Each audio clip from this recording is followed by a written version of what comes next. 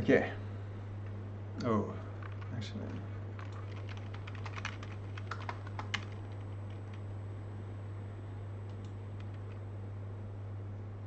Should probably update this. Edit stream info. Puzzle.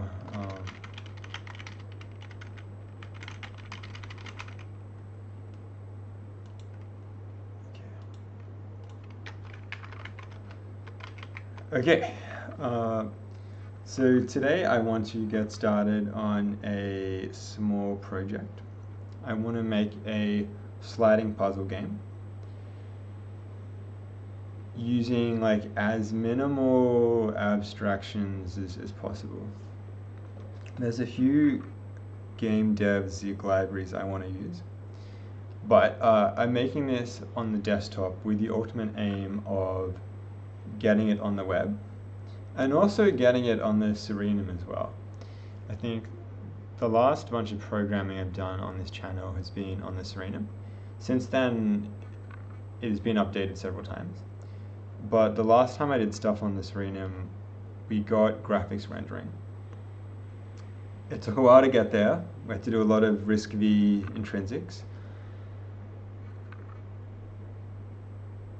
A lot of like understanding the different calling conventions for that new operating system. But in particular, I want to sort of use that knowledge to like package something simple. And I also want to just establish a pipeline that will get me writing stuff on Zig in a WASM file on the internet. Like I want to be able to make a game in Zig and have it in some form on the internet. There's no easy way to do that. People will say stuff like, just use InScript and just use this. Yeah, no, I don't want, I want to have as much control over that as possible. And in any WASM file I'll upload on the internet, I don't want 99% of that being like Raylib code that's being converted to it. It's possible to do it cleanly. So yeah, another potential thing I want to look at is the Zig Circle. I'm not exactly sure how easily Circle stuff will bind to WASM stuff. But in either case, if we kind of keep it simple, it should be possible to. Alright, this is something I might investigate a bit later, because I have been wanting to look into Circle for a while. But yeah, we'll start off with like a sliding puzzle. So where to begin? Let's zoom this in a bit.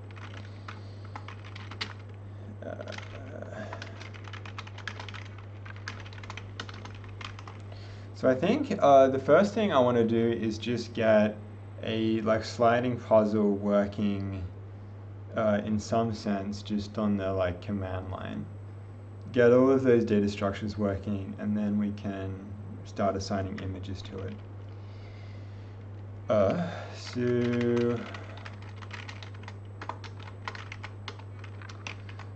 So where to begin?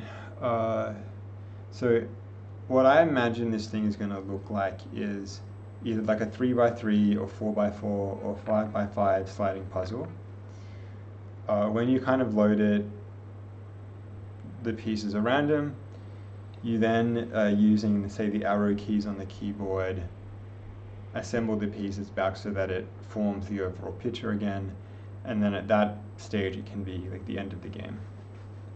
I don't want to necessarily fix the dimensions of how I'm making it, generally. I don't want to use some magic number like that. Although it may be the case that it's easier to port it to the web, easier to do things like purely statically without really using any kind of dynamic memory by kind of fixing an upper limit to the number of triangles that will end up rendering. But in either case, we can just say like, let's create a grid size. At this stage, we'll make it 4x4. well, hang on, we'll make it 2 by 2 just so it's really easy to print out the data structures before we add graphics to this.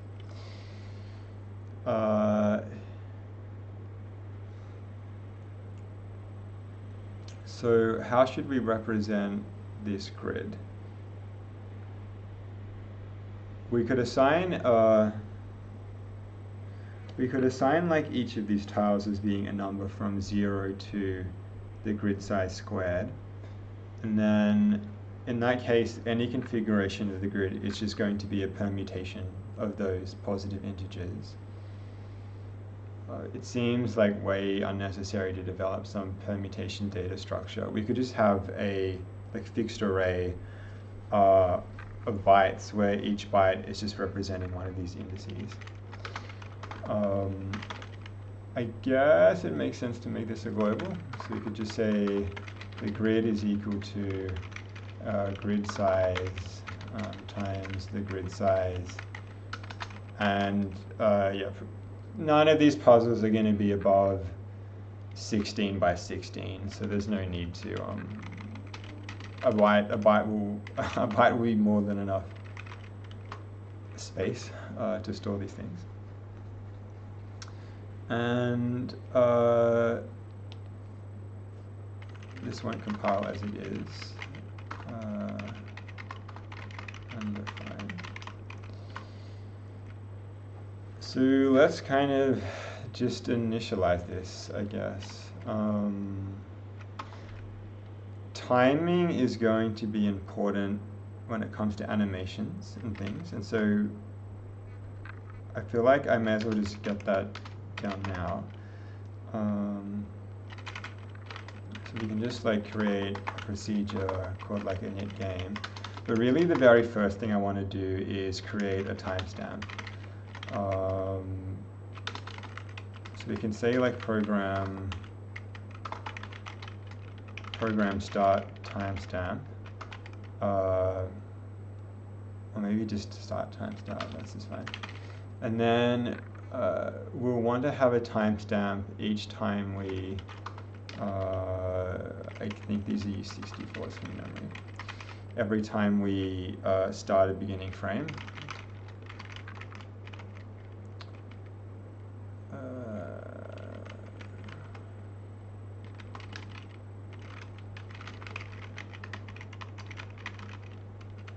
So really the very first thing we want to do is to get a timestamp in here. What's the standard library called again? Look this up.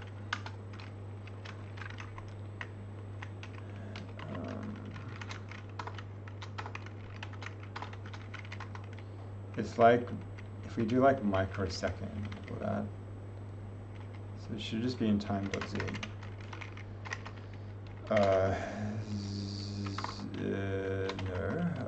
Z13 lib standard time.z.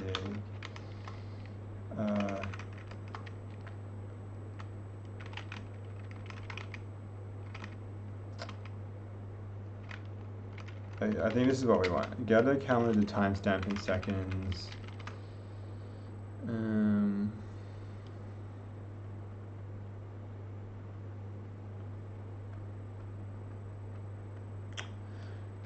Or would it be best to use a clock for this? We want something that's monotonic.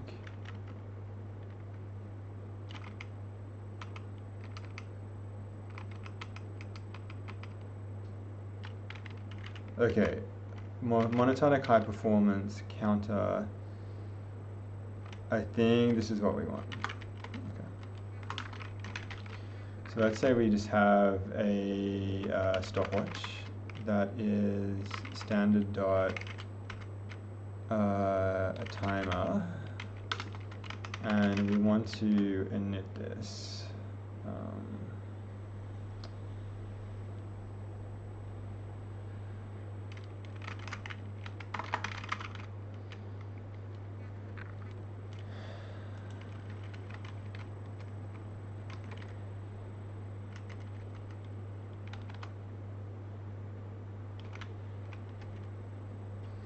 Initialize the timer by querying for a supported clock. Returns error when a clock is unavailable. Should only fail in hostile environments. Okay. So we can start this stopwatch. And then we want to get the last time in nanoseconds. In which case we'll say program start timestamp is equal to stopwatch.read. Okay, then we will init this game.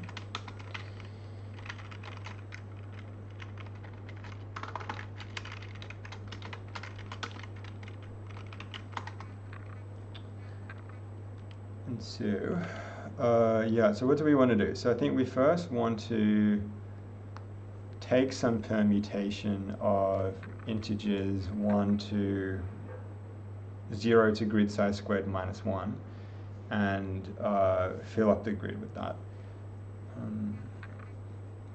I'm almost certain that in a previous project we did a random shuffle of positive integers. I think this was in the butterfly quiz.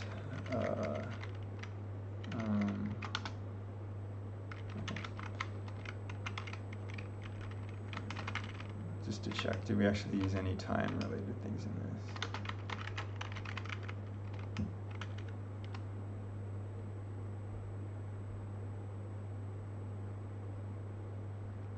Some of them.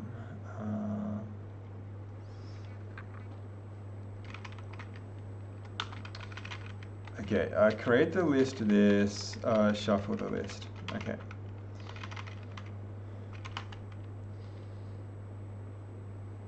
Standard.simd.iota. Let's just check out what that is again. Simd iota. Yeah, returns a vector containing the first length integer in order from 0 to n. Oh,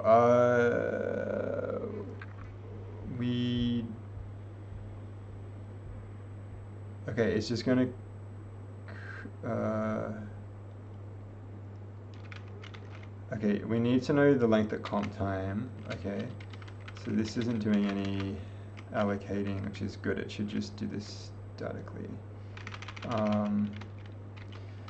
Like not the biggest fan that it's returning just like a vector data type of this length. I mean, sure, we're using bytes, but say we make this game like 5 by 5, is it worth actually having like a vector of length 25?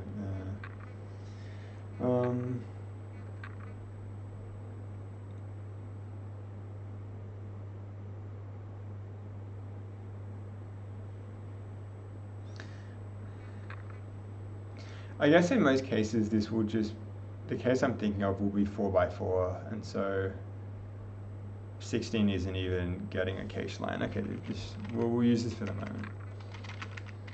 Okay. So in this case then,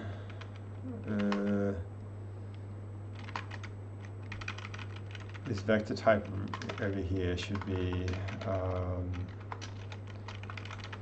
a vector of size of type U8, grid size and grid size. And over here we want to say grid is equal to standard.simd.iota and U8 and then just the size.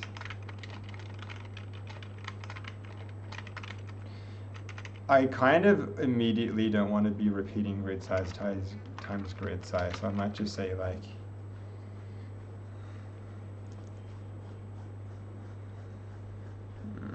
tile number.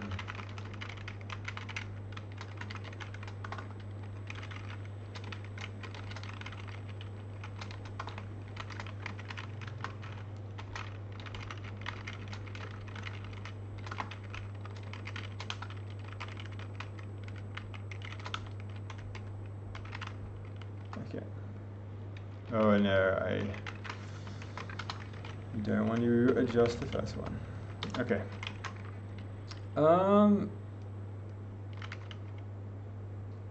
Okay, so now we've got just the list of everything. So then we want to shuffle it.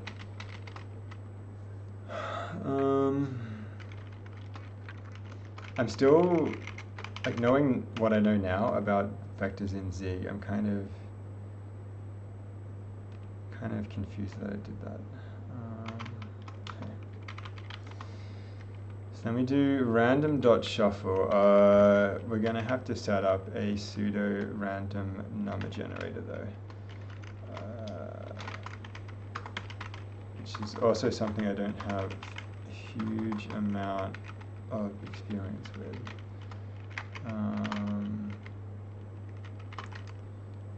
Okay, where should we put this?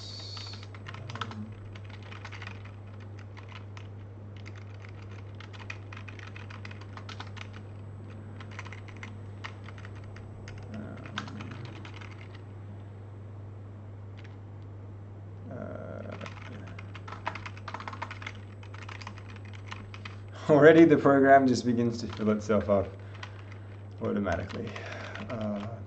Okay. So for the pseudo-random number generators, yeah, we need to seed this.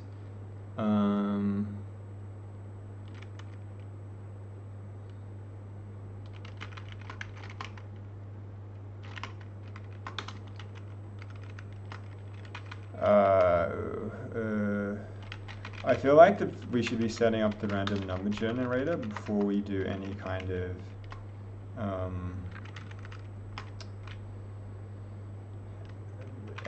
game play related stuff.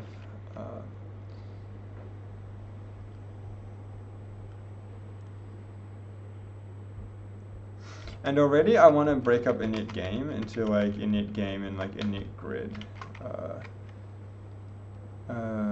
Why don't we just say like init program and then init grid.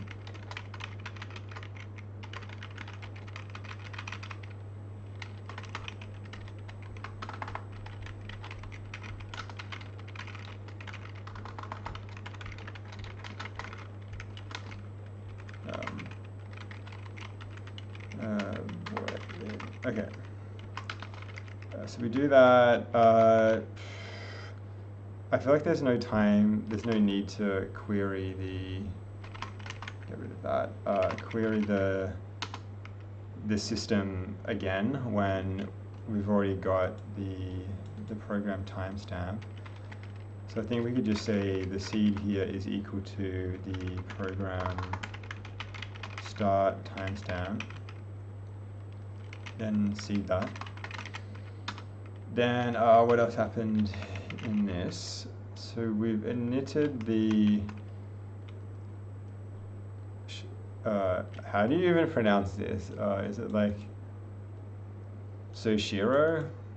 Wait, so we've initted this like Zoshiro 256 random number generator, and then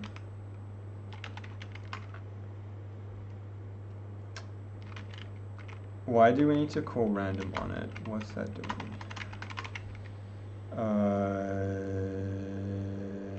Can we just do rand? Where is the rand?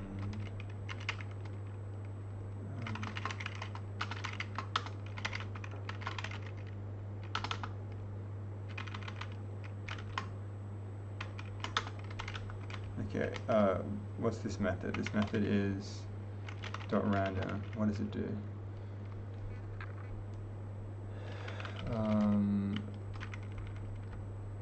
Return random.init. Okay.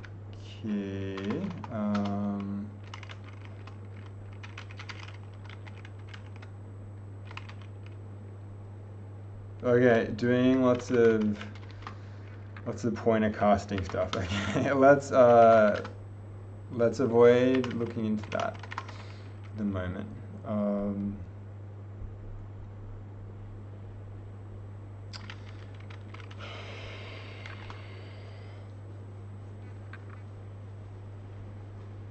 I feel like I want to store this as a global.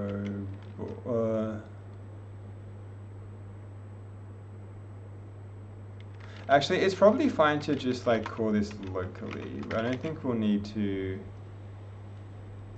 I don't think it will matter all that much. Also, why is this in file in documents?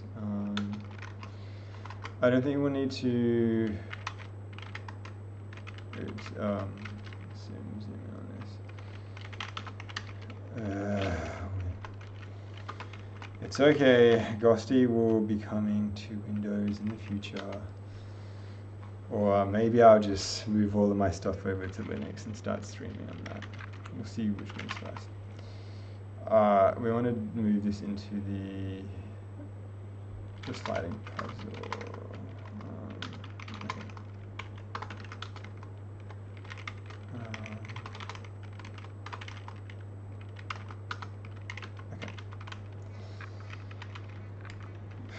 I think it probably will be fine. Like once we've initted this, I think it's fine just to call it whenever. So what was it? It was like the prng.random, and then what do we then need to use it to shuffle? Oh, there's literally a method called shuffle on it. That is something we should look up. Random.zig.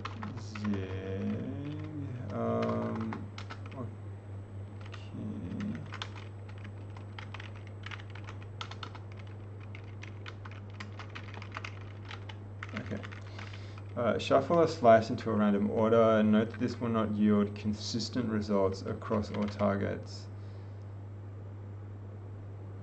Okay.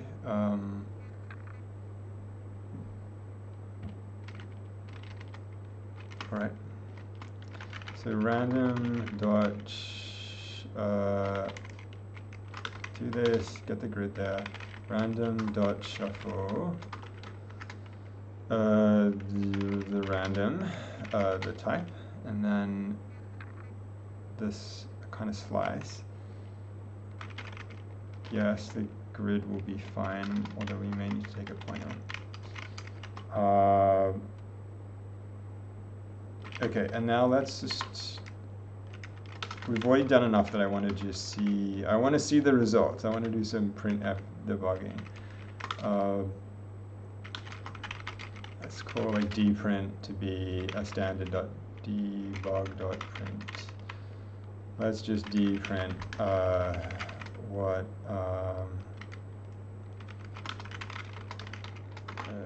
debug. Let's just see what the output is so far. I feel like maybe we want to do grid, and then let's do any.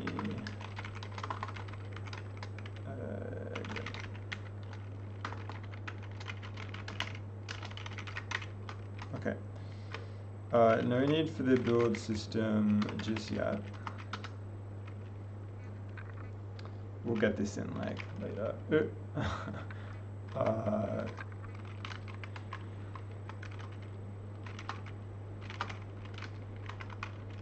Oh, wrong one. Okay, 15. Yeah, make this undefined. No function name start in time.timer. That's weird, because I thought there was.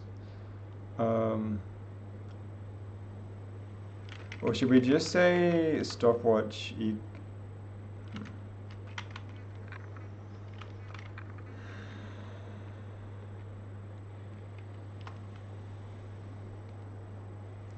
yeah, okay, what is the type of this?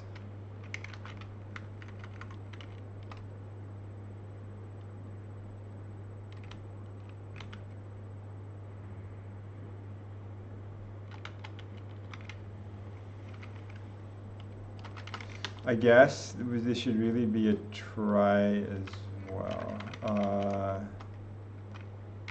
So maybe we could say stopwatch is equal to standard.timer.start, and really we want to be like trying this, and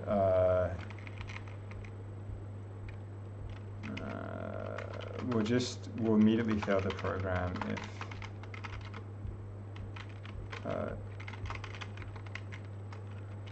if there's something else. Expected U32 found type.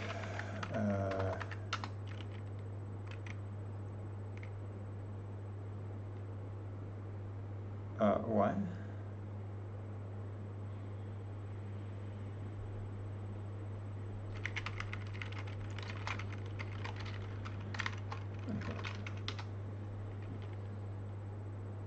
Okay.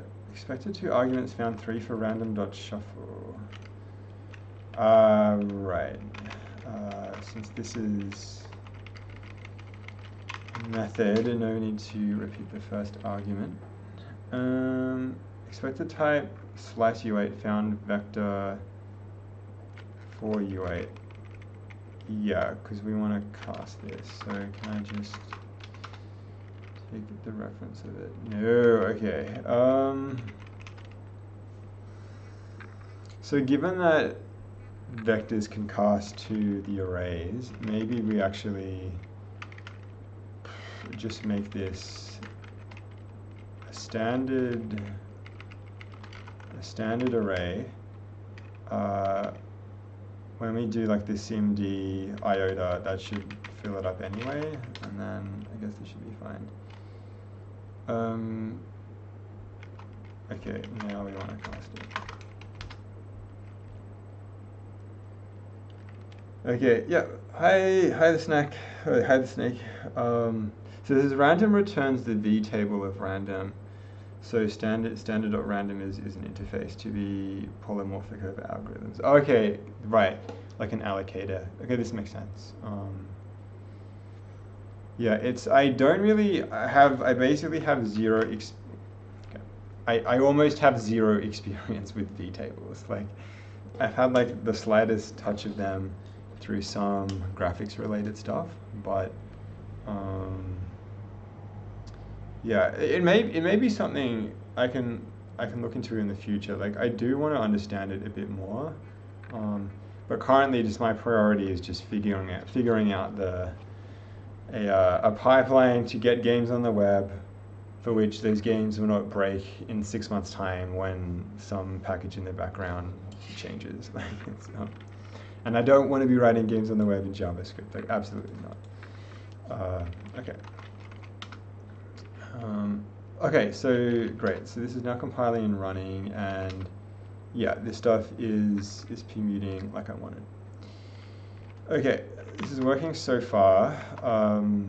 Good time to just set up Git for this project then. Get in it here. Oops, we don't want to be adding in crappy Emacs artifacts.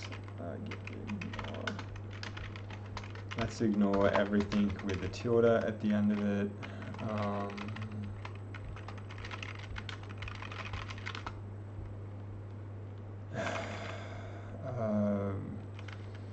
What is it, like git restore staged main.sig. Oh, come on.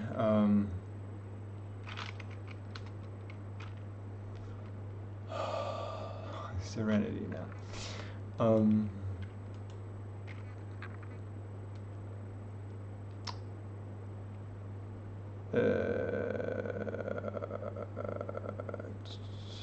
So let's use git removed cache file to unstaged.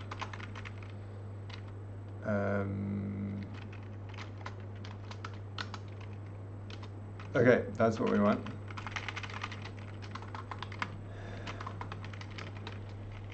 Initial commit. Great.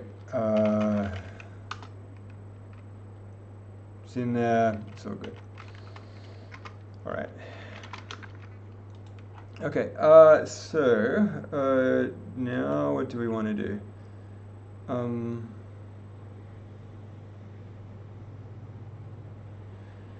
We want to start getting grid movements in. Like I want to start pressing the arrow keys and having like the state of the grid update. Like the pressing left or right should move the tiles up and down, assuming that there is something to move into them, or there shouldn't be anything at all.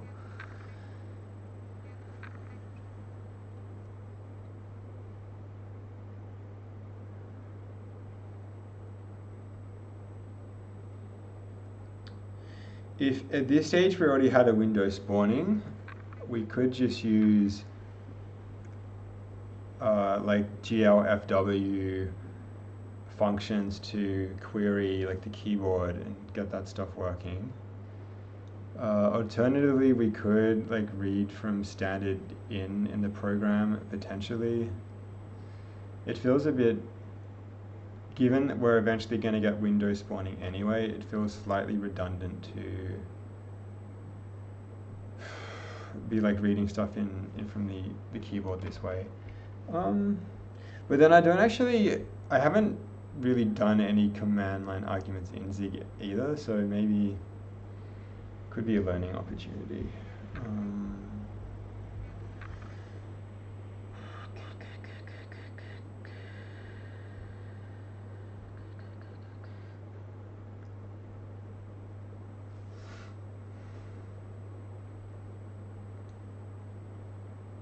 I kind of want some experience with this anyway, so I'm actually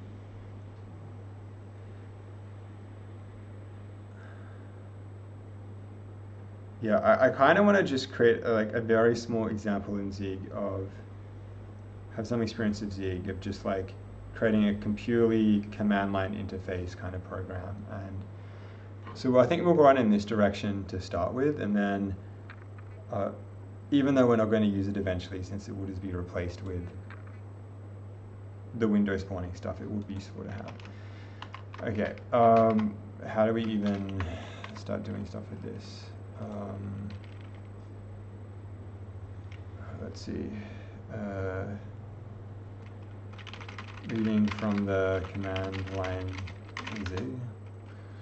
Let's have a look. Like I don't want to read command line arguments yet. I want to be able to just like read in standard in. Zig read in standard IO.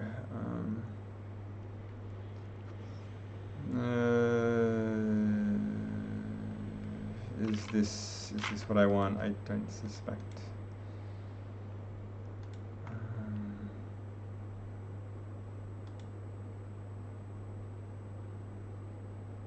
And also, why is the internet slow?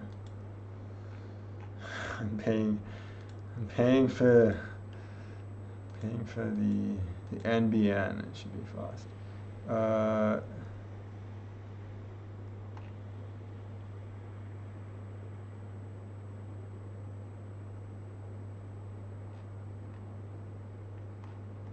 I don't want to read a file necessarily. I want to just read. What an okay,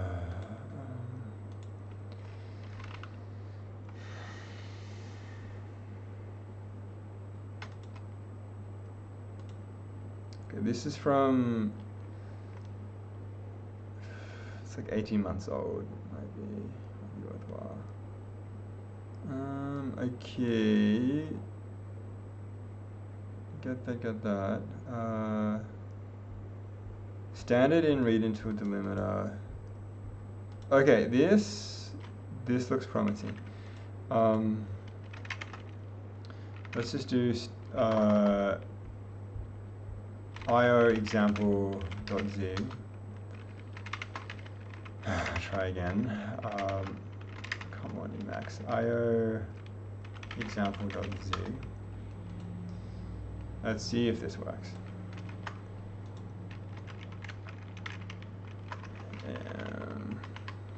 So I want to do zig run io example.zig. Let's just say like blah blah. Okay, not working. Stream too long, really.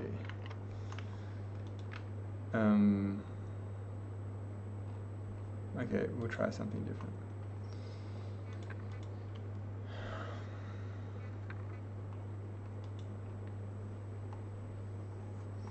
Like, I'm so used to just like passing files at comp time, like just embedding the file and then going through that. I don't know how to do this.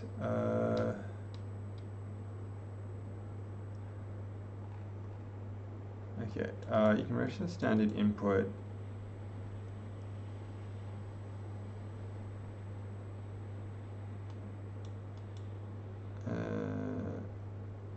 Let's give this a go.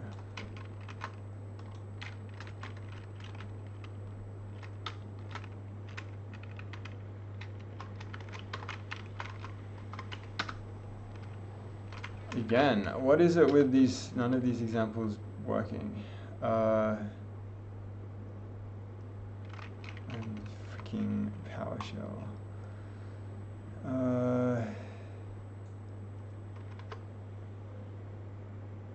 What? Okay.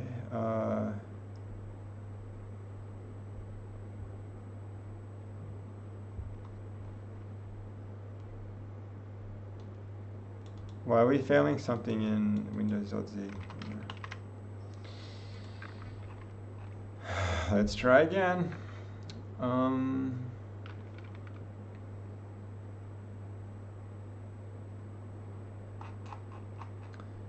Why don't we do like standard in Zig, and then we restrict to stuff in the last year.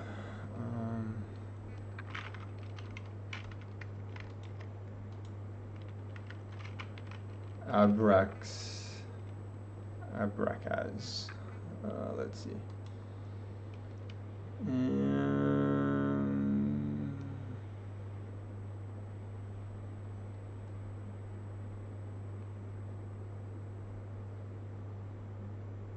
Okay, this is claiming that this works.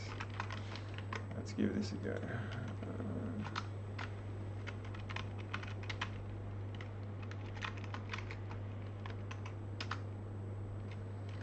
Local variable never mutated. Okay, this is an error we can deal with. I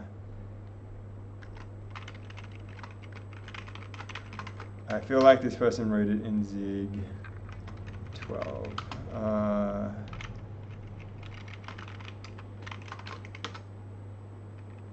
Oh no, it is error after error.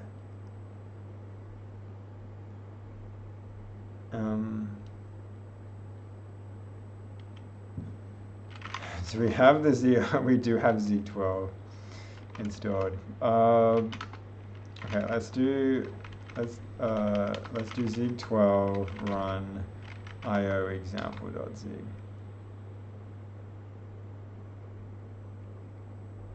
This is going back in time so far. No, come on, internet. Is it really so hard to read something in Zig? Like, come on. It's like, how many code examples are we gonna have to find until I just start reading the standard library to figure out what works? Like, come on. Past year is too recent. Let's just, let's search everything from, say, like, presumably some people would have done standard in for like advent of code. So if we just like search from then,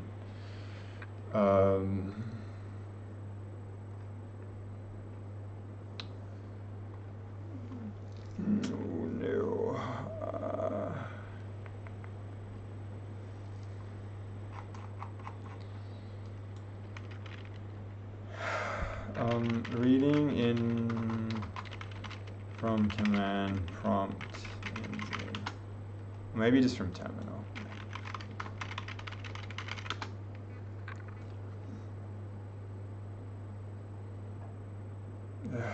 because I don't want to return like the second and the third thing after you call it. I don't want that.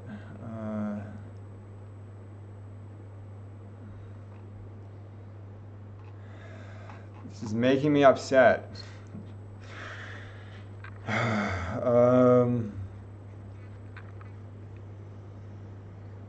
I think we're gonna have to read like the standard library. They don't.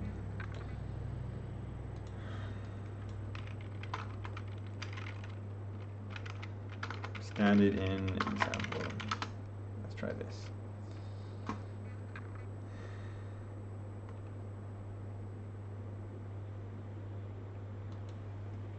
Okay, this is December 2020.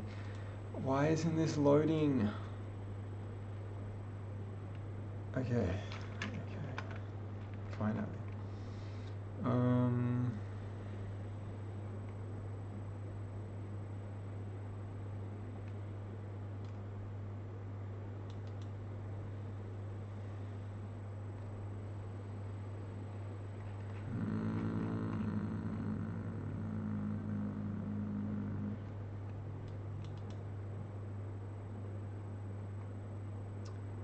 What on earth are we doing here? No, I don't want to be like, don't want to be calling into like sub-processes.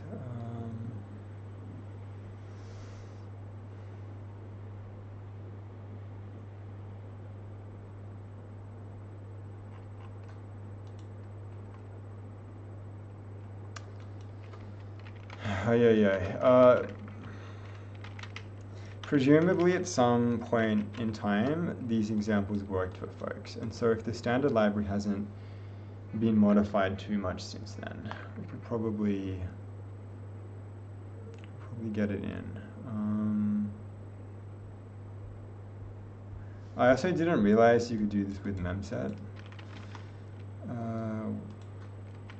Have I even used memset? I don't think I ever have. What does it do? This function sets all the elements in the memory region to element. Oh, this is so good. Okay, great. I'm going to be using this for a while.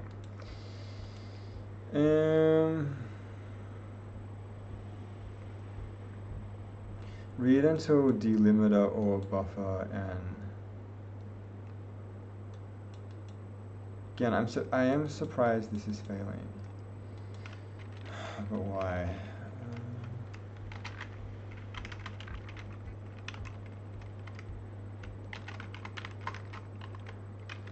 Let's just like,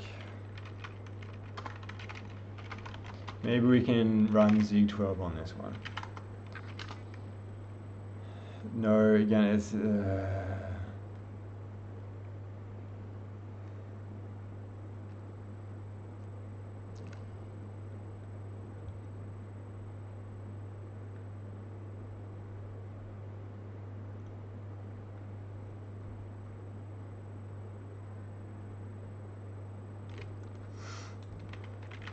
okay, maybe we just move those inside.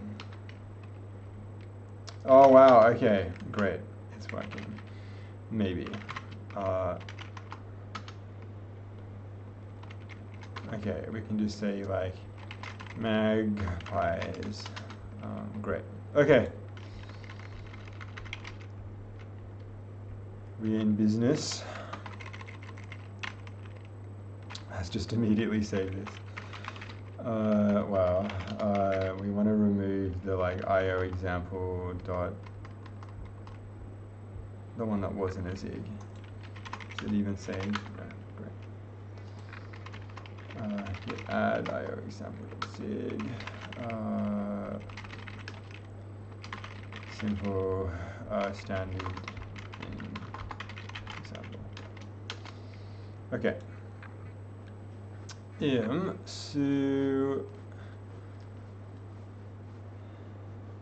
So let's check out the standard library for standard in read until delimiter of EOF, whatever this is. So we want to go to IO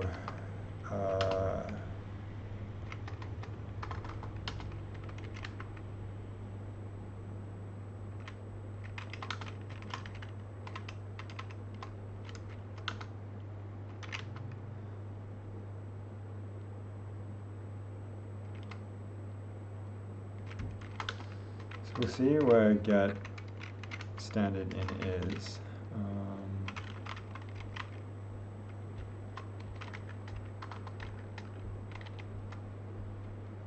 Okay, we're just returning a handle to get standard in handle.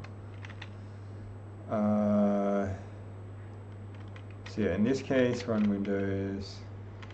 To do this is just a temporary workaround until we advance Arch64 backend. Maybe, I forget if that's already been done in, it's coming in Zig 14.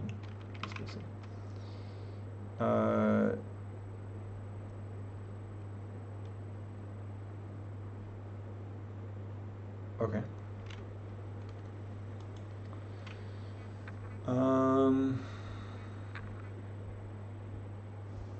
So we obtain that handle, and then read until delimiter. There's quite a few. Read until delimiter or end of file alloc.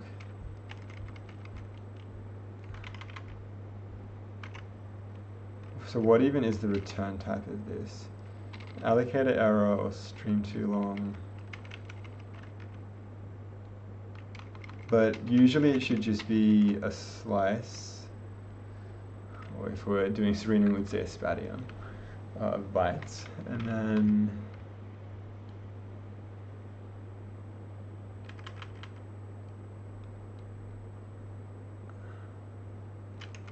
errorcast is something I haven't ever had to use, I think, either.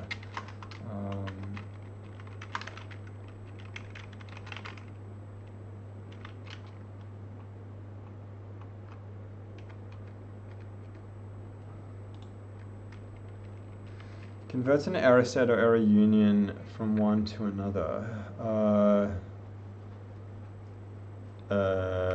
Okay.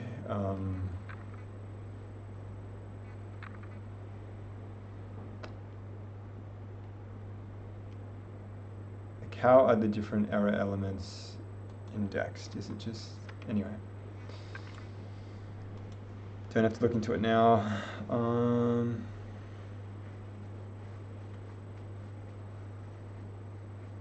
But yeah, in either case, we just pass the buffer, the delimiter, of course, and then we're just reading until that.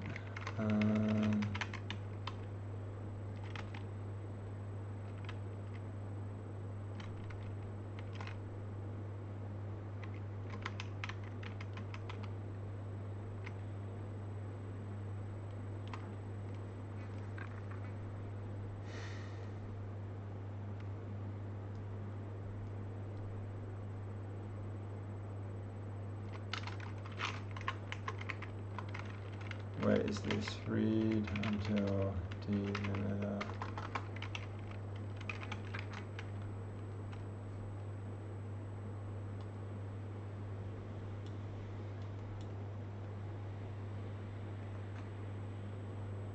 Okay, it's in reader.zig. IO reader.zig.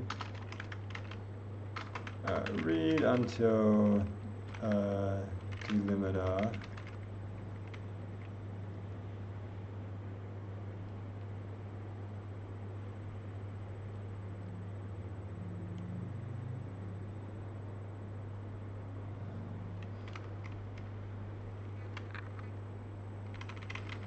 Oh no, the function was calling a depreciated. Yeah, this one here is apparently depreciated. Maybe it's been. I mean, it's good that we know this.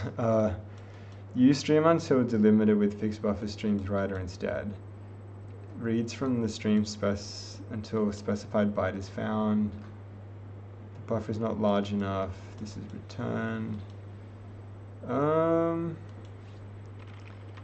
Okay, can we? Where is stream until delimiter?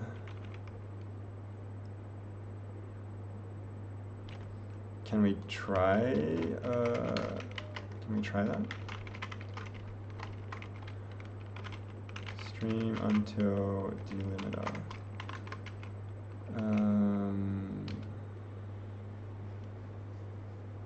Expected 3 args.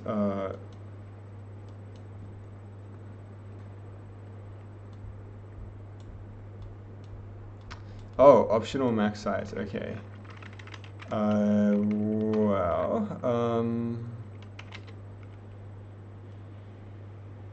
Well, in this case, if we just put in like a 20, will that work?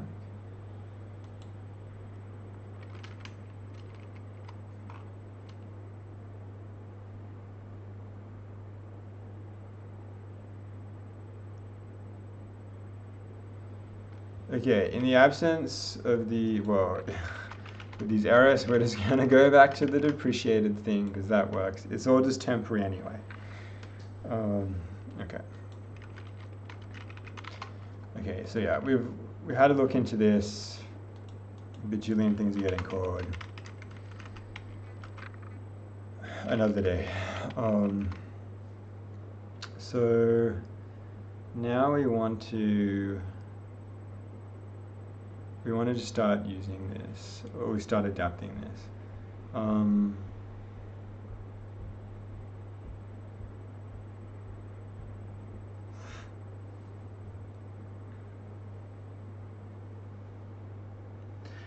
So for the purposes of like testing this game, I just want to press the arrow keys and then process those.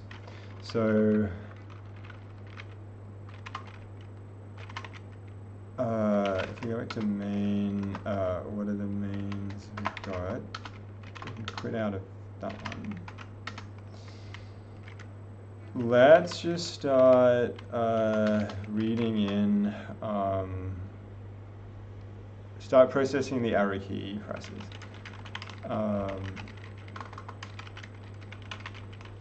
Okay, so let's have like a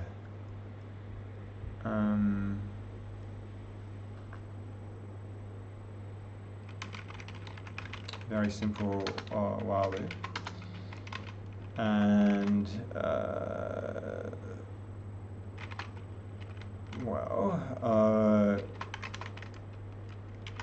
let's kind of set up the standard read at the moment.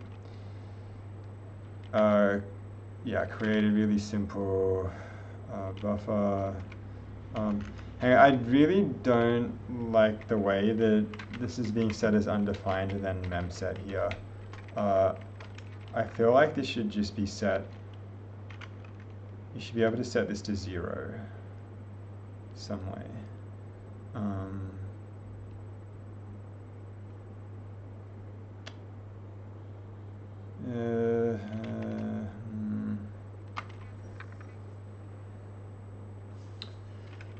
We'll keep it like this for the moment.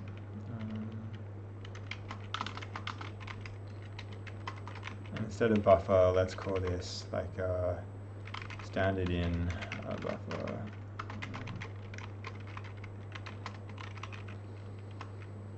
And yeah, while true, we want to do read this thing in, and then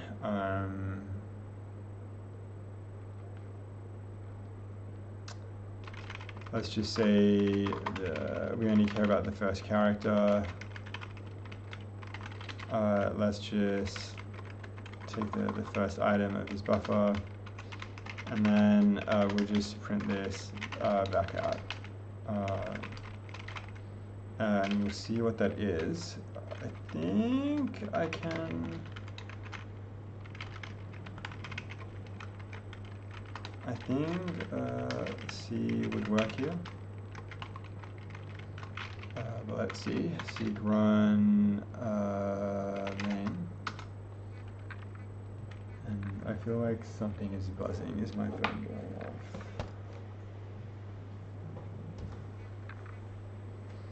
It is. A moment, everyone. Hang on. Let me move this.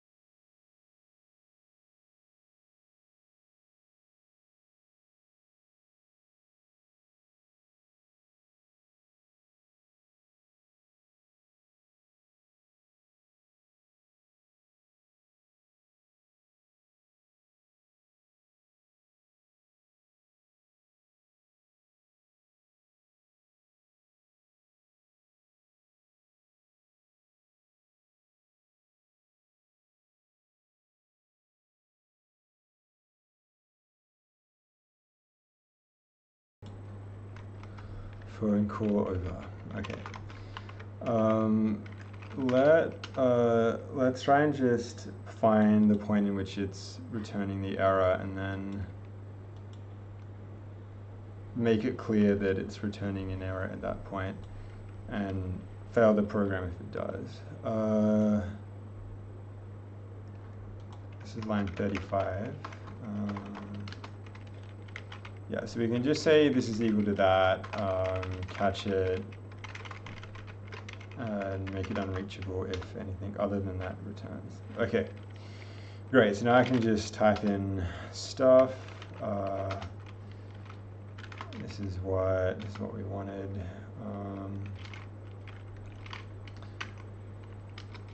Okay, but I guess this isn't really taking in the arrow keys though. The arrow keys themselves are not a buffer. But this is okay. I think this is enough for testing on the keyboard. Like we can simply use like WASD in some way to like tell which way stuff is going. Maybe it could probably even do like a nicer thing, like one.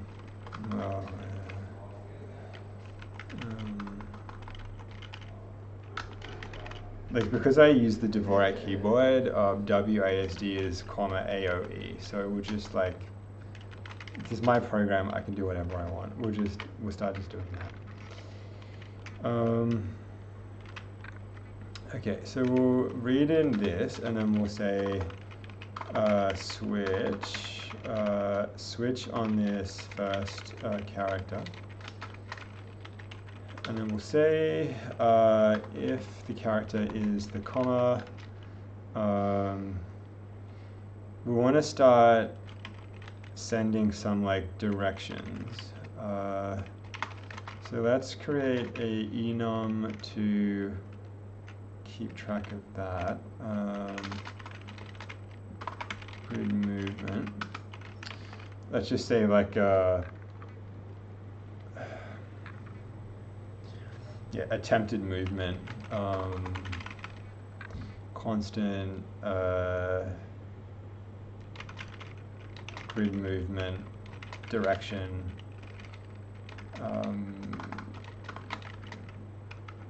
no reason for this to be like some partial byte, we'll just keep it at a byte.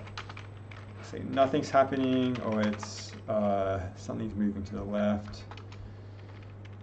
Yeah, I like to start with like up, left, down, right. And then we'll just create a global, which is current movement.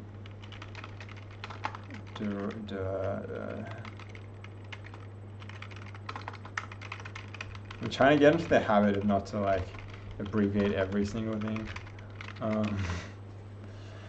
Yeah.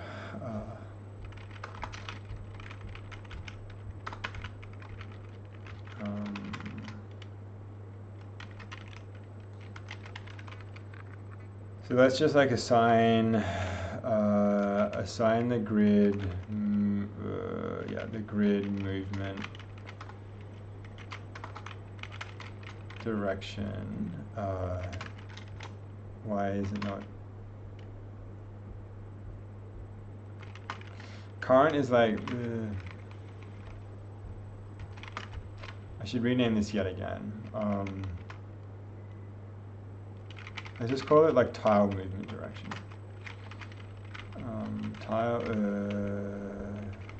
Tile movement direction is switch. And so, yeah, if we press the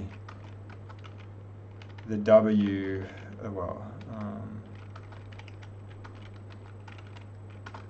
the W key, that's going to be up. If it's the A key, we want it to be left. If it's the E key, we want it to be down. and then if it uses like using can I even spell it? I don't even know how to spell the keyboard I use. DVORAK.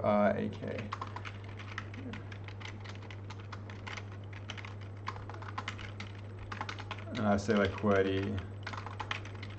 QWERTY is for mortals.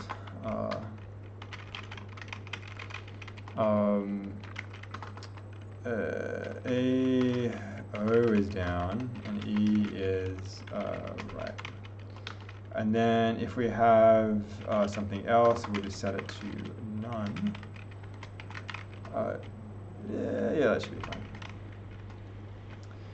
And now let's that should be working. I'm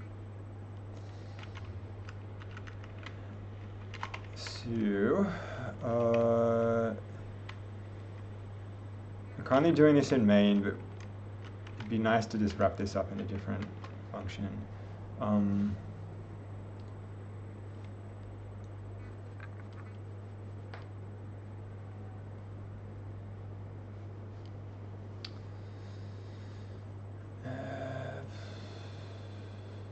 Like the way any game works is really, there's just 3 steps. We just have like a process input,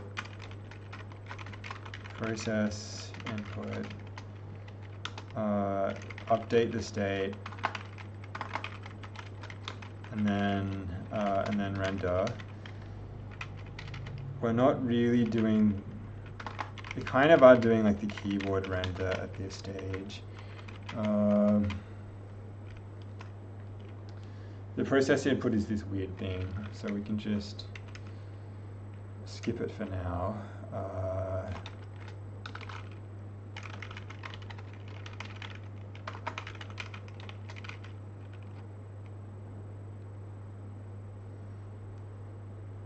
Well, the tile movement direction is a global anyway, so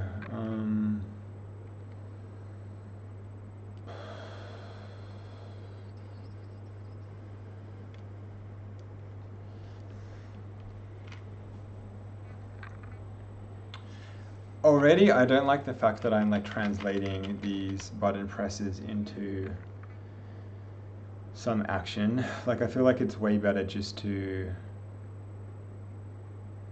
have like a state of the keyboard, and then that's what I'm doing in my game. That's what I've done before. This is all just temporary, so we'll keep it weird for the moment. But as soon as we start using GLFW or Circle or whatever it is we pick, we'll do something like better. And then we'll see like to do like actual keyboard once GLFW or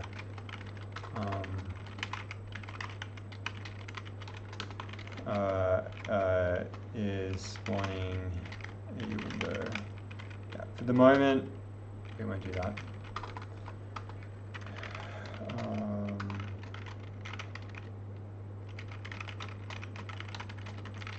But then I say for the moment, and I kind of want to do it actually.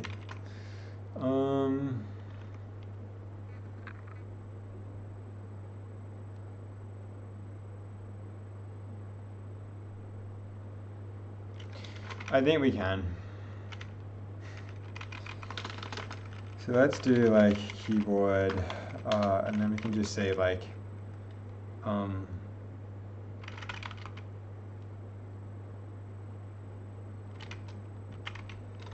we don't want to do key presses, but just like a key state. So let's make this a packed struct. We can just make it a byte at this moment, and then we'll have like the up. Well, yeah, we'll have like up arrow is a bool. left arrow editable down arrow, then right.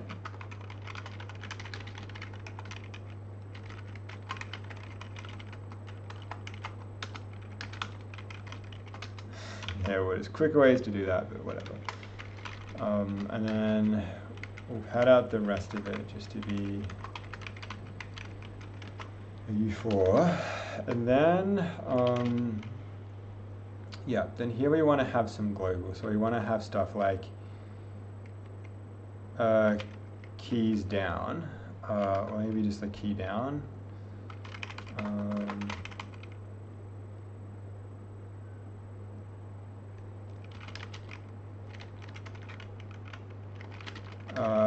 And let's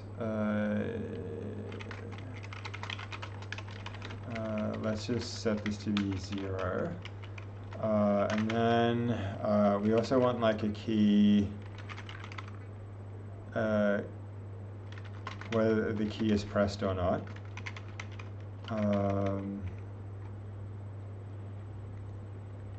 Actually, like for the moment, we can just deal with the key press. But as soon as we start reading stuff from the keyboard, we'll want to be keeping track of what happened in every frame. And like if it was up in the previous frame and down in this frame, which means it's actually been pressed. But I think currently we can just do, we can do this kind of stuff. So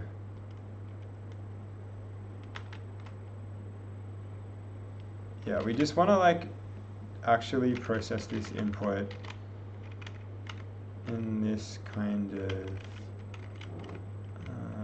in this stage. So yeah, we're reading this in, get the first character. There's really no need for the standard buffer to be up here like a global.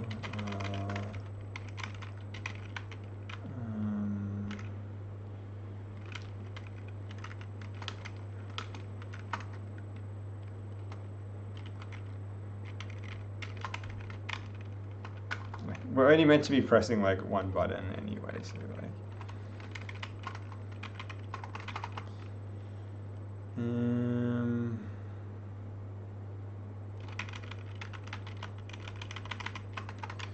Okay, and instead of this tile movement direction, what we really want to do is be setting this like key press. So I think the first thing to do is to reset the key press. In which case, like zeroing it out initially is kind of not needed. What is needed here? So yeah, so we'll just say key press is equal to that, and then we want to set the values accordingly. So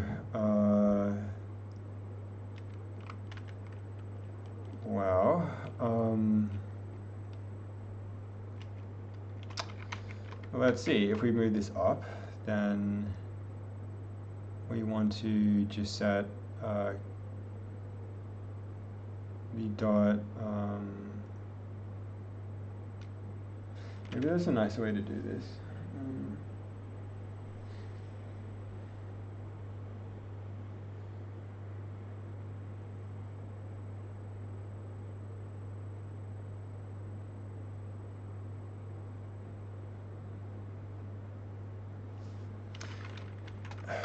I almost like don't want to get into like the endianness of things, but we could. It's probably easy if I just wrap this up in some kind of code. So we can just say, yeah, if this is pressed, set key press dot up to equal true, and then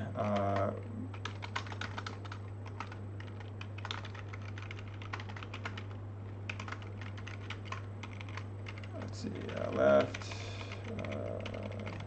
down, right.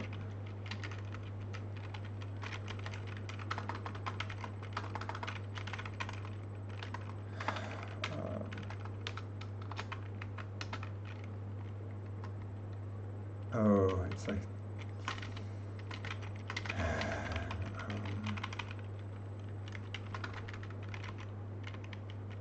and then otherwise we just won't do anything. Well, we could do a depot print, I suppose.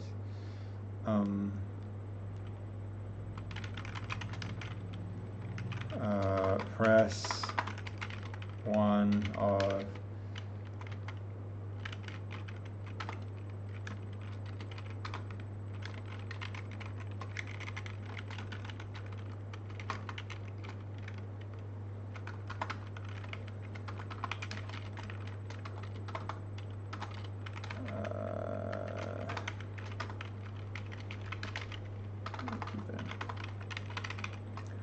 okay, and then once that is done, we can now like update the actual state, and so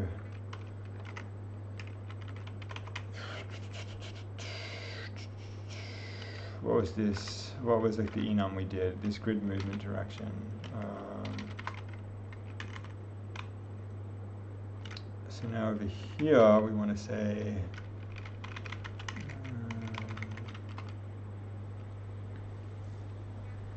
depending on like what keys are pressed, we want to set these grid movement directions. And so yeah, I think we just say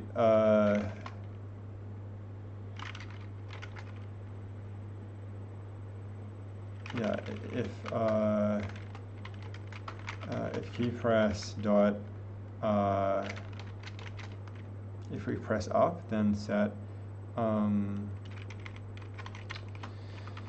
okay, we're getting like what's the nicest, what's some control flow logic we could do here to just get these like the values from these things.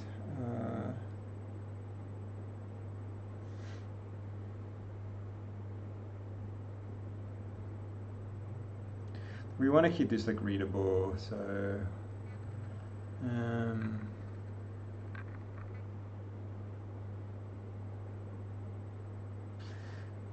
I think the easiest thing that comes to mind is just to say if the key press is up, just set the tile movement direction to be up, and then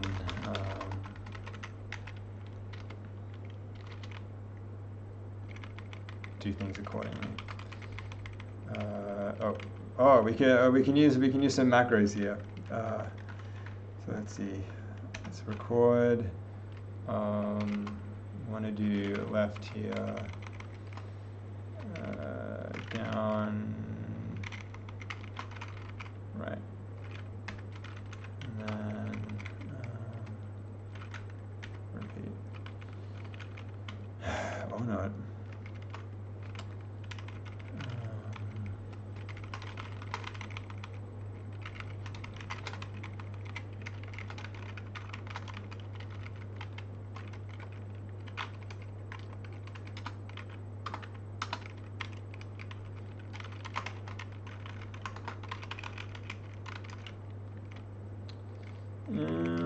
Actually, we kind of want to align them like this.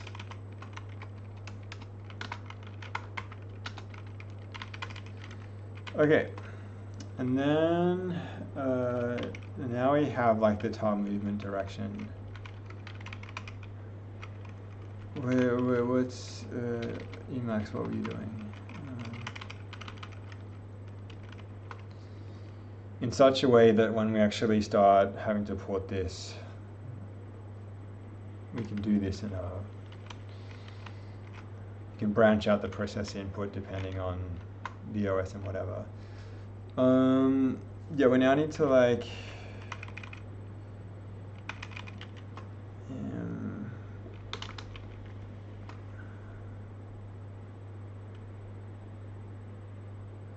we now need to use this tile movement to has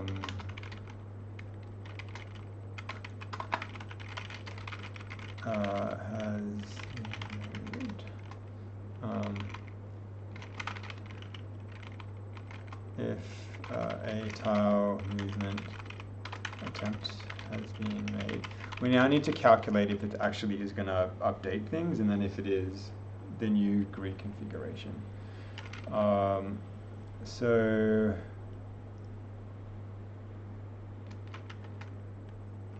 yeah, so if this tile movement direction is equal to none, we can just return immediately. Otherwise, we want to check that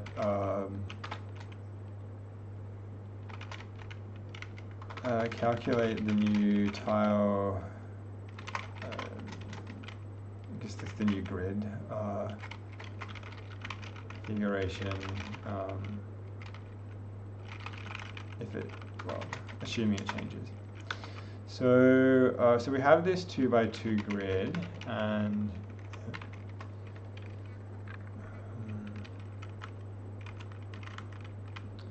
actually, I feel like we should just like, we've done a lot, we've done a bit so far. We should just like check that this is working and save it.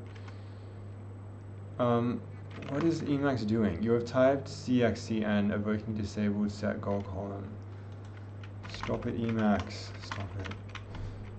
Oh, what is happening?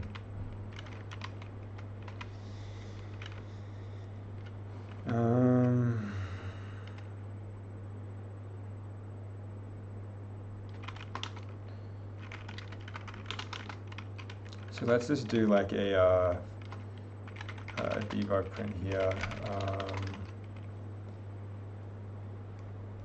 Tile movement direction is, let's see what it is.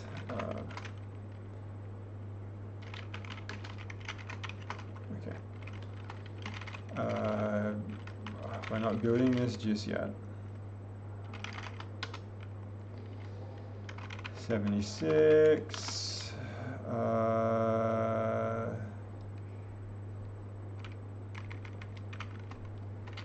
Sure.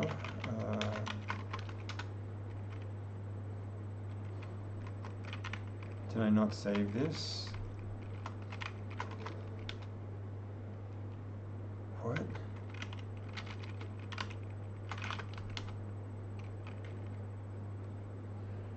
The keyboard I have is like a temporary keyboard, and it's already like failing me. It was 3 times I tried to save the file. Okay. Enum field missing name for 13.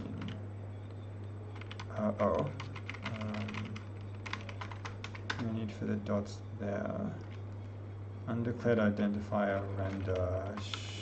Sure.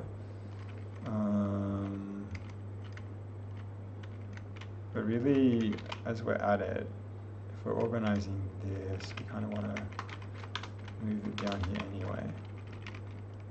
So yeah, okay, yeah. Now I get why Emacs was like having a hissy fit. I like try and press Control S to save it, and like something weird happens.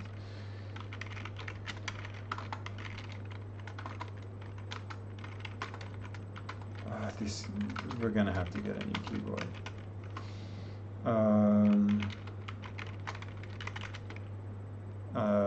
The grid. Solid. Okay. Unused local constant. 42. Yeah, because we're already using standard in up here. No. We want to move this down there.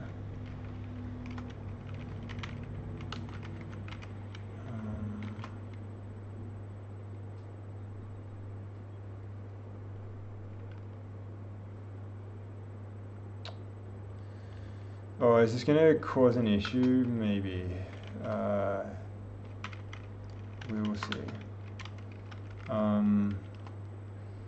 It feels like calling get standard in multiple times could not be good. May not be good. Invalid built-in function in cast because it should be a bit cast.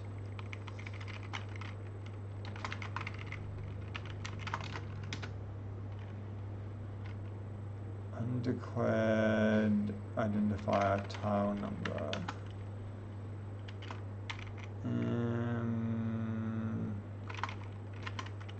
What did we call that?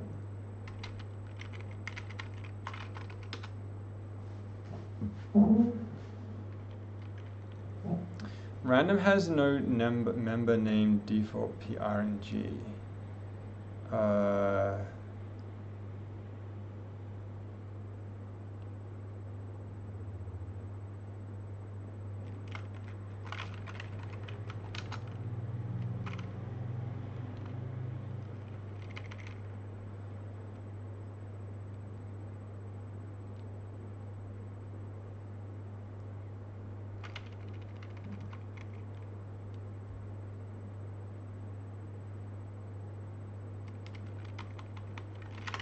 Okay, what's happening here? Let's just look back at the butterfly quiz we did and what was happening here.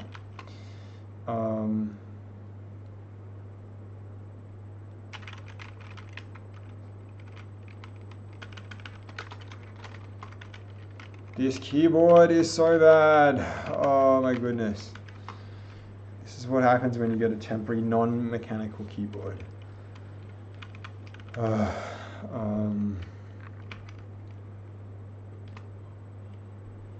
Okay, it's just meant to be capitalized. That's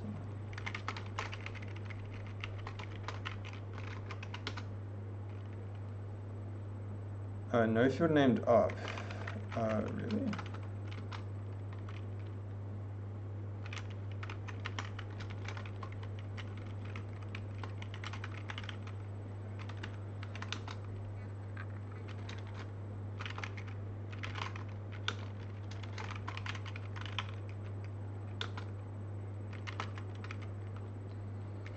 Yep. Can I do this with a macro? Maybe.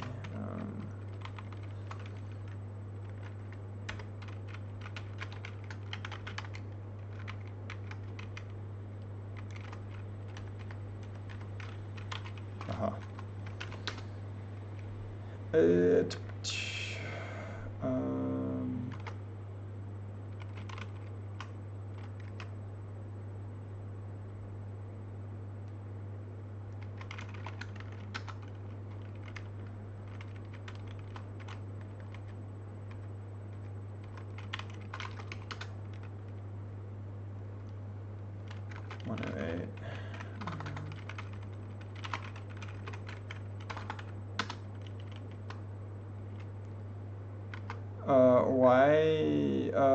Why is it saying comma after initial? Oh, wait, why is it saying comma after initializer? What's wrong about this?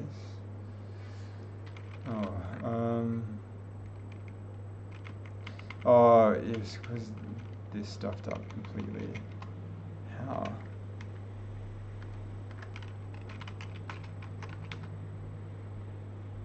Okay, finally. Good thing we decided to pause that and check it. Okay. So if we press up, left, down, and right, we get what we want. Good. Okay.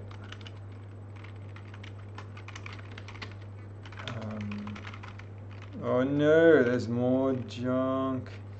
More Emacs junk that has been saved. Absolutely not. I'm not saving any of that. Anything that's like dot something, no. And anything that's hash time something, no. Yeah, git restore staged everything.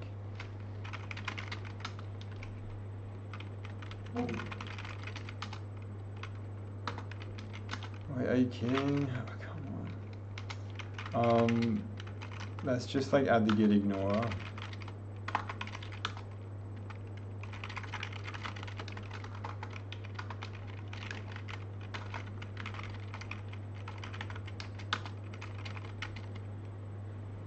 Like, am I missing something as to why it's like not? Why is it adding this? Is this not picking? Why is this not picking it up?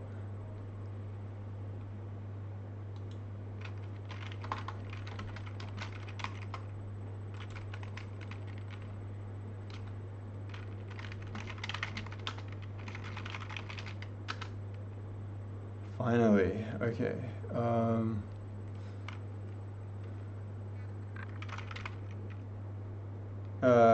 How are we modifying this? Like,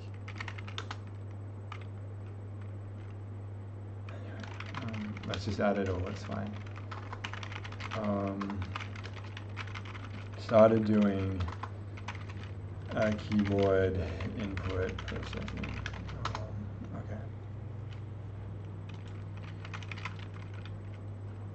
Okay, and let's just destroy all of these crappy artifacts Git has made. Git clean xn. Yeah, all of those are going away. Yeah, destroy those. Good. Okay. Okay, so now we can actually get onto the proper updating the state.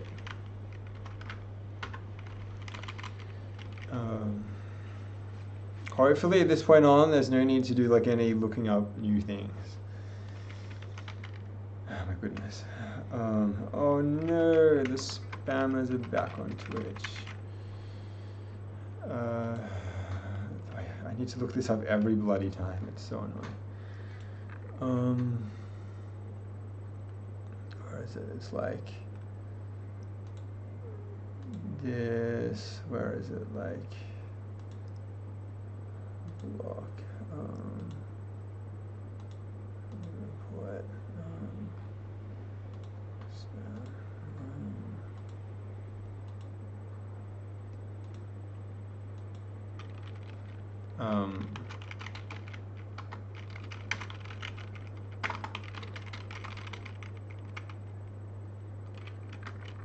Who cares? It's fine. It's fine.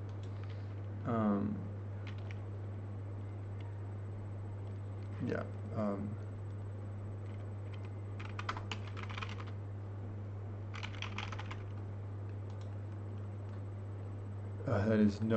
That's not my email.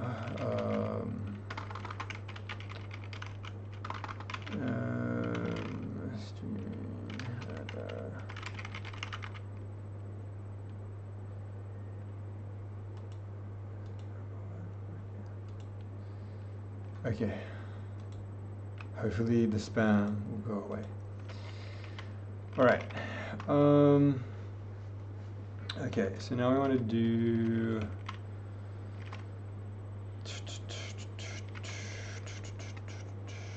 Now I want to do.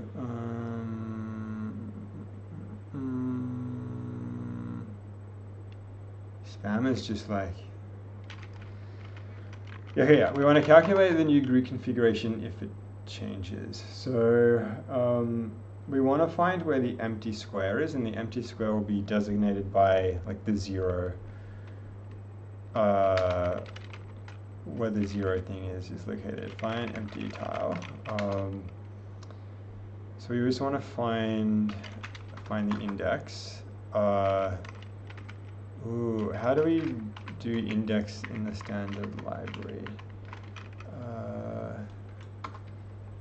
Is it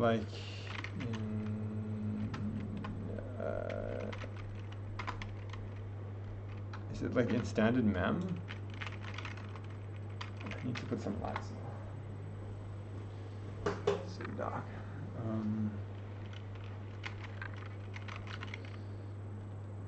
Index of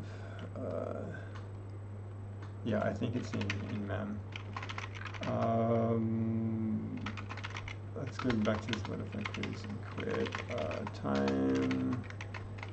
So mem.zig index of this keyboard. Come on, it's like I'm not able to search stuff because like freaking incorrect keys are being pressed. It's not clicking properly.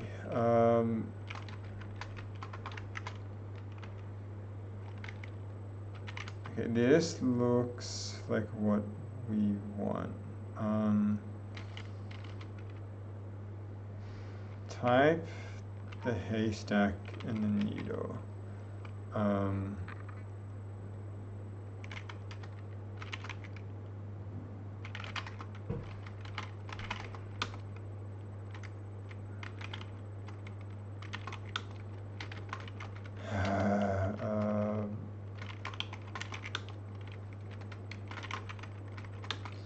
So I'm going to do standard.mem dot, well, you can say like empty tile index is equal to standard mem index of, our file is U8, it's just called the grid, I think, and, right, yeah. Standard grid, and then the needle, we're looking for the number 0. This is returning an optional, so it should always return it. So we'll just fail it immediately if it doesn't. And then we'll do, okay, so we've got that. We now want to, well, okay, well, first of all, what even is like the layout of the index of the grid? I think just going from like left to right, top to bottom makes sense. So we could say grid is top to, well,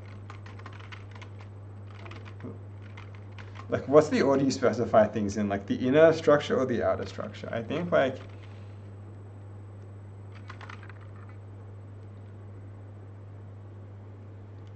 okay, I think if we say grid is per row, left to right, top to bottom, that should specify the order uniquely.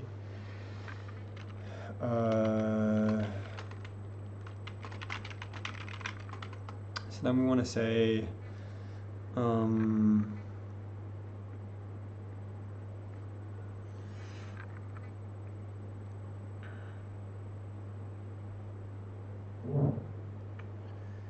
we want to say,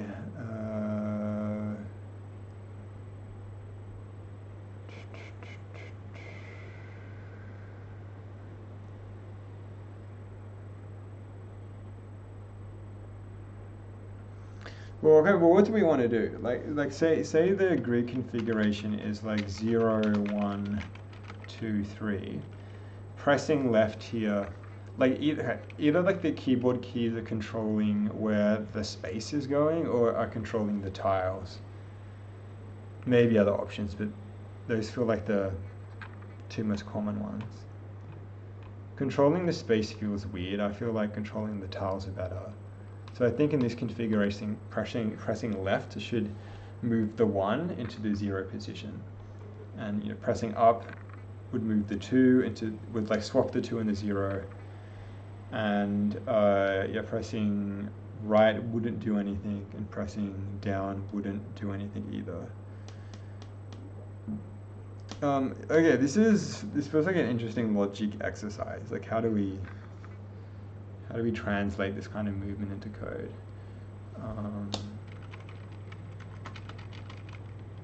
So let's say we press like left. We want this to go to 1, 0, 2, 3. This keyword is so trash.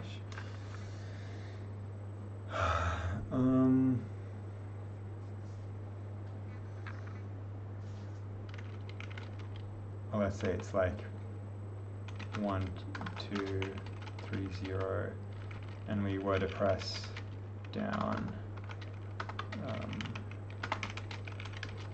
we want this to be 1032.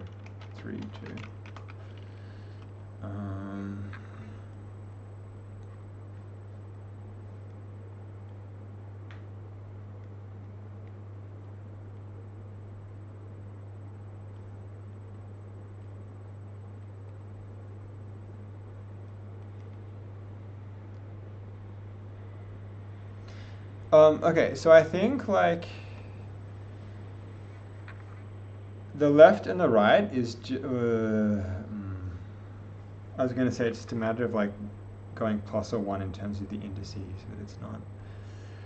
I think the first thing to do is to get like the x position and then like the y coordinate and the z coordinate. I mean the x and the y coordinate. Left and right will then just affect that x coordinate. The up and down of them will affect the y coordinate. We can just add in an easy bound that says, like if it's 0 or like if it's on the side, do something. If it's not, do something else. Okay, so let's do like empty tile x pos. So we just want this to be the empty tile index. Well, it's just the remainder of this when we divide by the all of these constants. Like the grid size here too is like totally. This is like this is not a good name. I think the grid dimension is better. Grid dimension. Okay. And likewise, whoa, okay, let's see, this is like a comp time int. The empty tile index is a U8. Okay, I don't think Zig will complain about what to do, since we're not dealing with like what to do with this operation. Empty tile y pos is likewise just the empty tile index.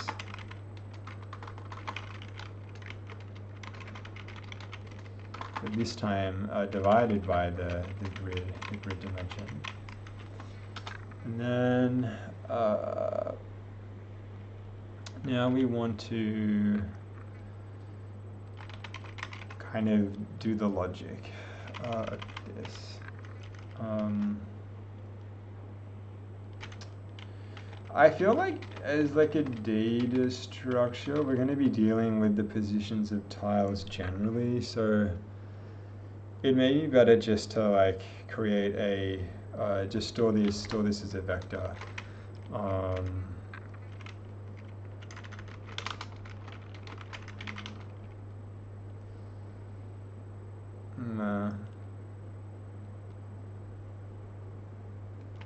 Maybe it's like type aliases.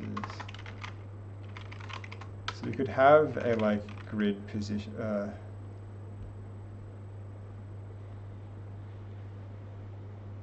I don't want to do like a vec2 because vectors are programming are usually floats.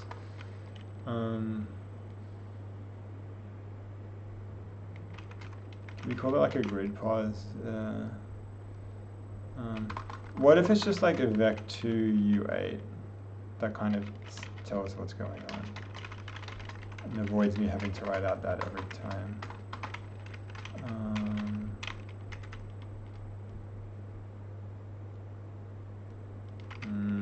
It's still not nice.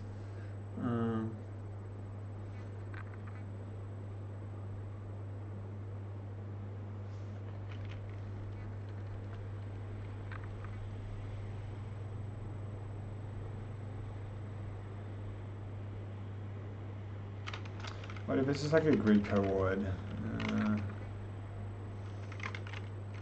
We'll just go with the vec2 U8. Okay. So we'll say the empty pos is vec2 U8. equal to that thing, and then that.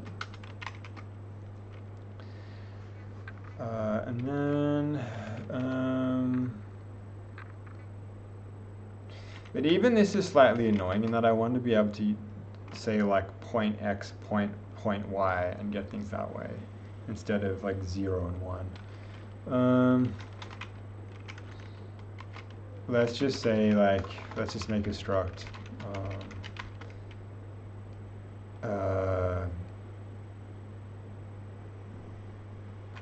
A grid coordinate, and this would just be a struct which has an X of type U8 and a Y type U8. And should we make this a pack struct? No, it should be fine.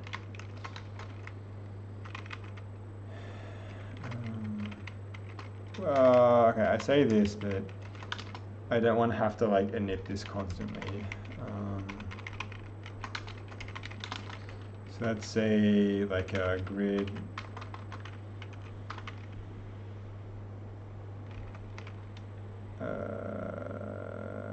grid coord.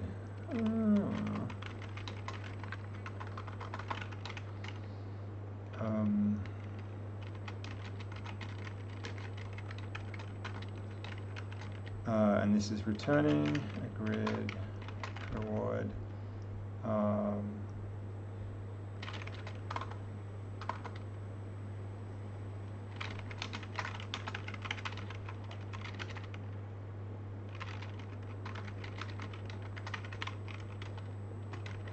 Okay.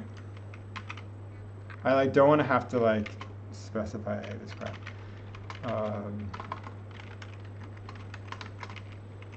I just want to specify with commas. Okay.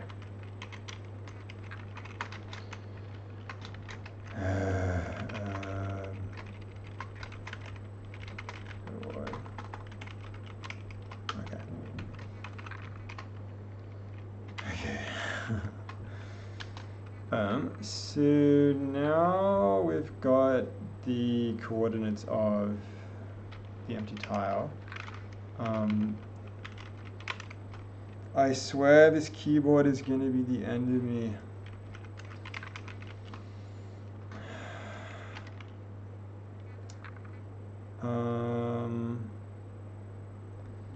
Yeah, we want to do the like movement, the tile movement directions.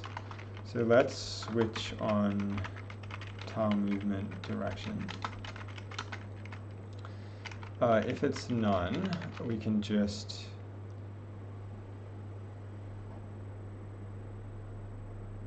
well, if it's none, it should be unreachable since we've already returned.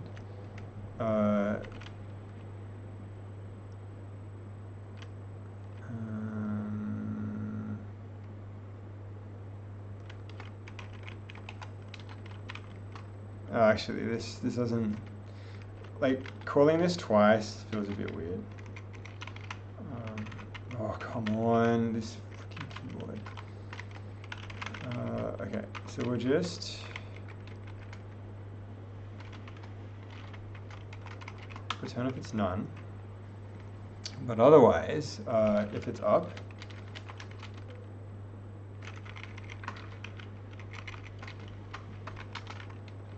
it's left, it's right.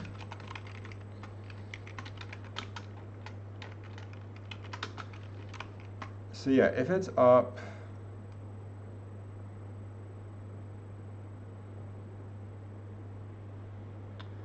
we want to check we want to make sure the y coordinate of the empty tile,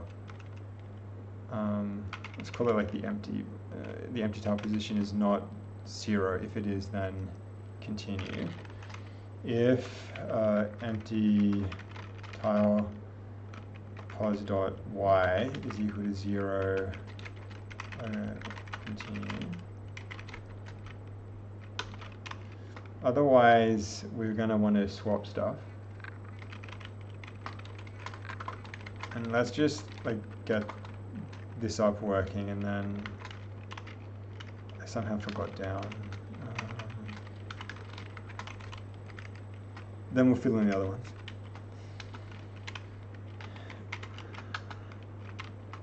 So yeah, if it's zero continue, otherwise we're going to want to swap it.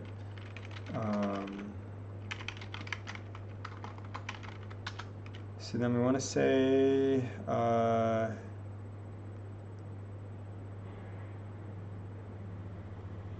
we want to find the index of like the swapping tile. Swap tile index is equal to, well, whatever the empty tile index is minus the size of the grid, or minus the grid dimension.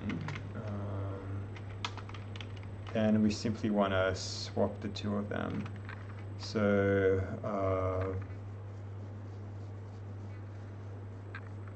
what's like a non-painful way of doing this?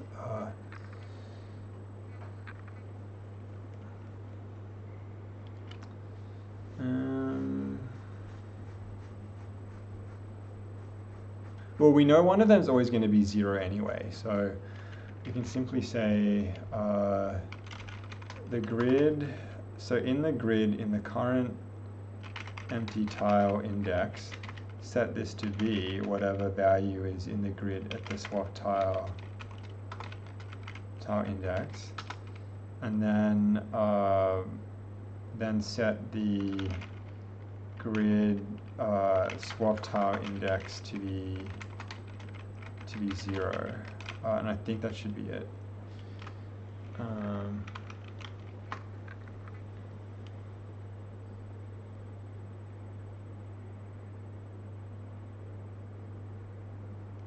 I feel like a lot of this code will be able to factor out down here.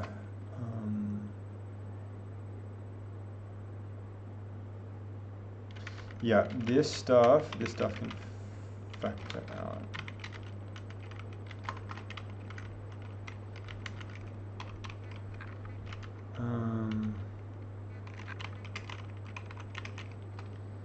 Stop opening panes when I say Vmax. Come on.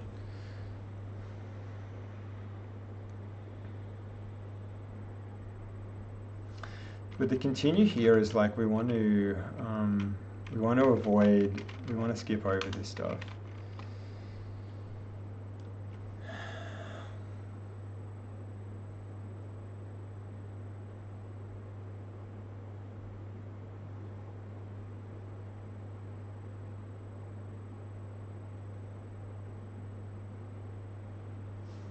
What am I talking about? This is these. Let's not get ahead of ourselves. Okay. Let's try running this, compiling this.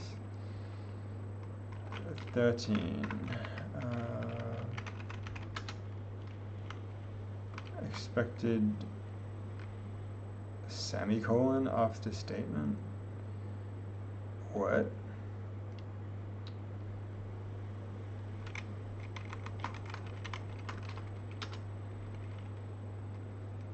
Variables must be initialized. 142. Continue expression outside loop.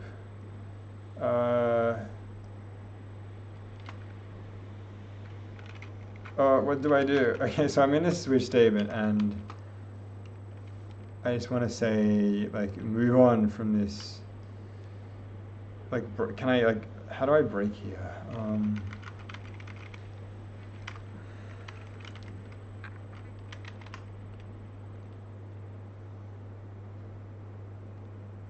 I can just make this a block, I suppose. Block. Put all of this inside here, and then just say if we're in here, break block. We'll see if this works.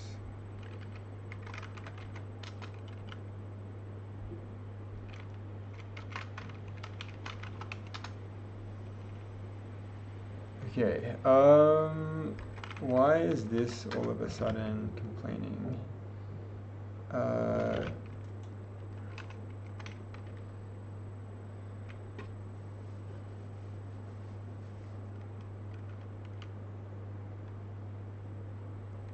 Okay.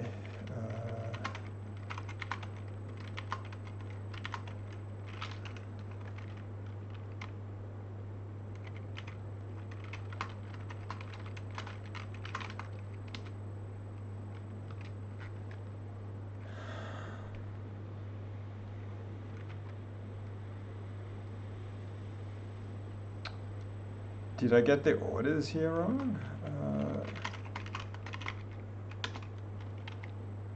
It said like...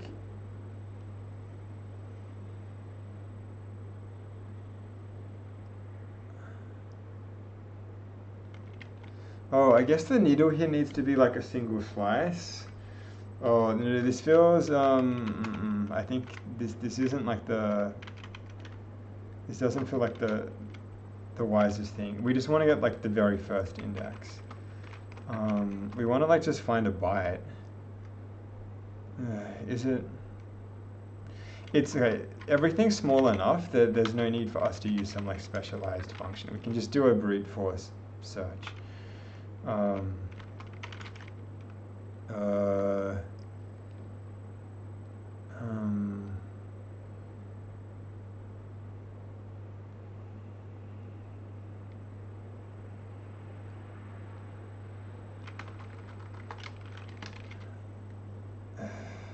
Okay, let's just call this a usize and make it false. I like the way I program is typically not to do these like returns from for loops, but I think this is what I should be doing here. How do we do this? Where is the documentation on returning from a for loop?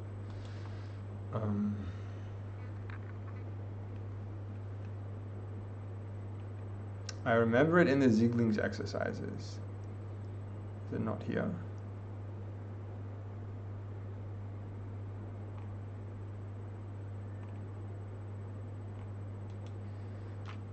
Instead of using the fancy Zeek syntax, we'll just do it in the dumb way.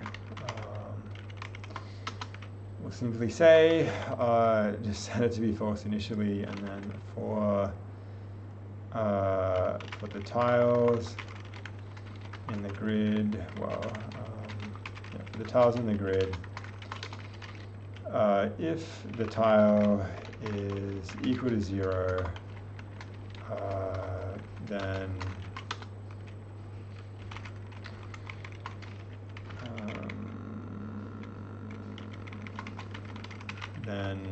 set the empty tile index to be I, and then break. And then we just want to standard dot. We want to just do a deassert.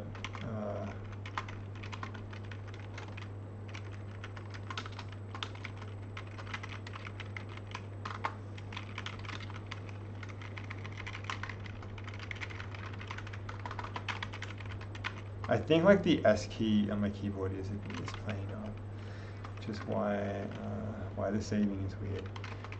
Deassert, there it was again. Assert that the empty.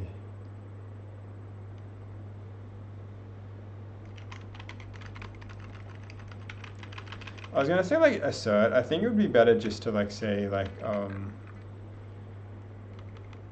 call this like empty tile index tilde, and then you just define the constant that is the index, and say the constant the empty tile index is equal to the tilde once we unwrap it. Okay. Let's get back to this.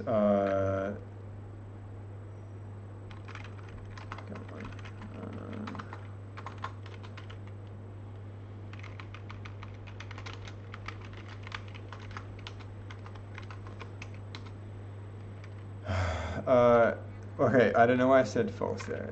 It's clearly meant to be null. Okay, expected U8 found uSize. Oh, I guess I just need to cast this. Oh, okay, well, instead of using the indices as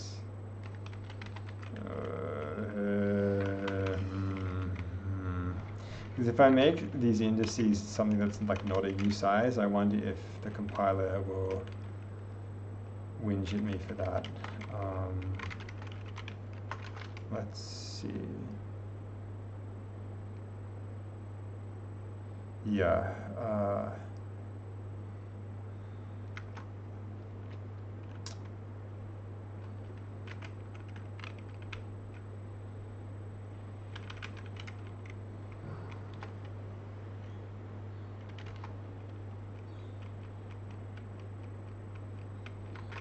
I wonder if I can like cast it here in some way.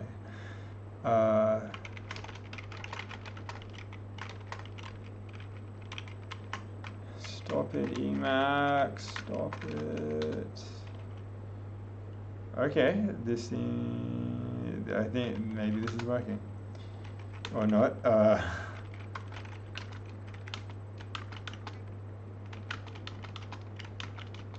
Okay, maybe it is working and we're just not, we want to print like debug statements showing what the current state of the grid is, that's right. So let's print out the grid.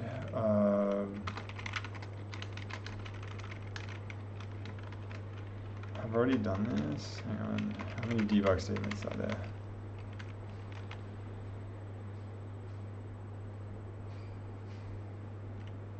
Yeah, we want to move that to there. I was thinking, I'm sure I wrote this before. Not having the S work on the keyboard's like, oh man. It is like maybe the most important key in Emacs. Okay. I have to use it for saving and for finding. And for finding.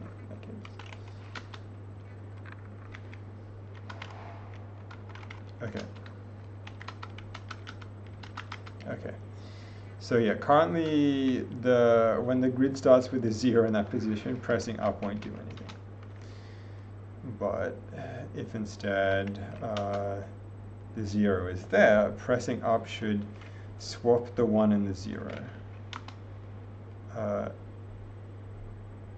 I mean swap the 0 and the 2, which it did correctly. Okay. Good.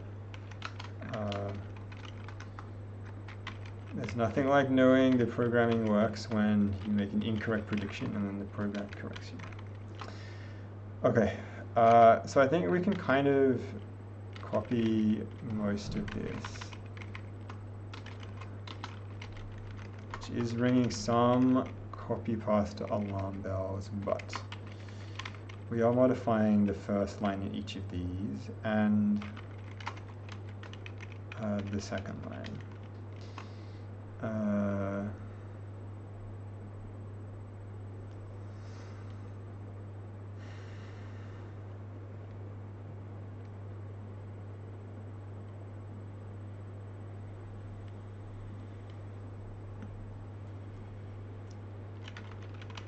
I immediately want to start factoring this.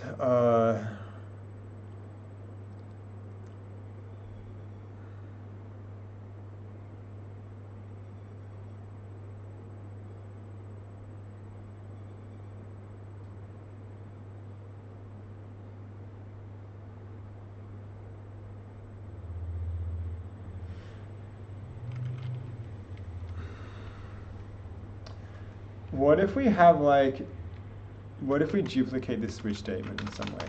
So what if we say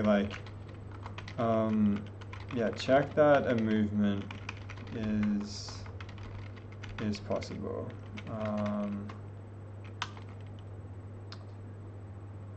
So I think at this stage we already know that a movement attempt has been tried.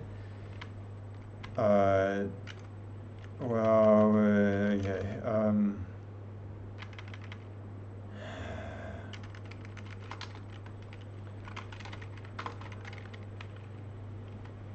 Yeah, if no movement attempt has been made,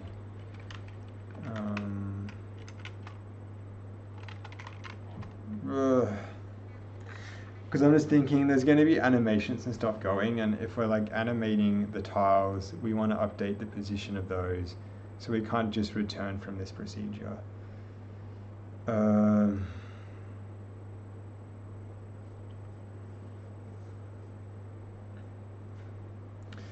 Maybe this is where we call like the update grid. Was that like a...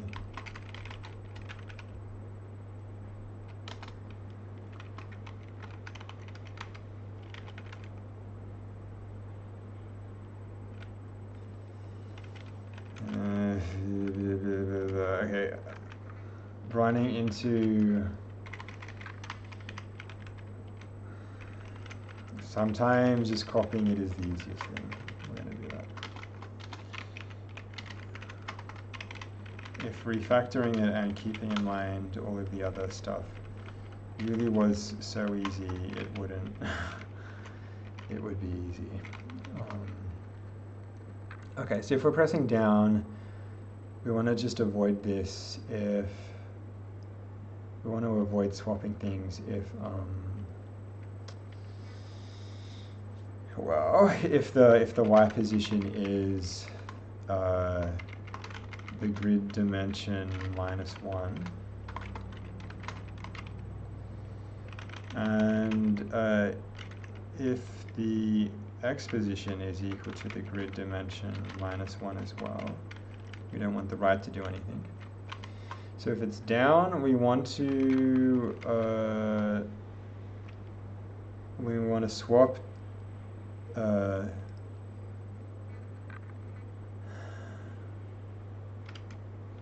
I've got this around the wrong way, damn. So if we were moving the empty square, then the empty square would go into the previous one. But since the up here is meant to represent the tile movement, we actually want this to be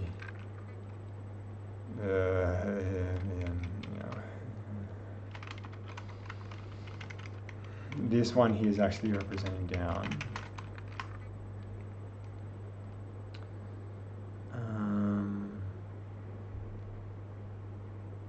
Hang on, is it?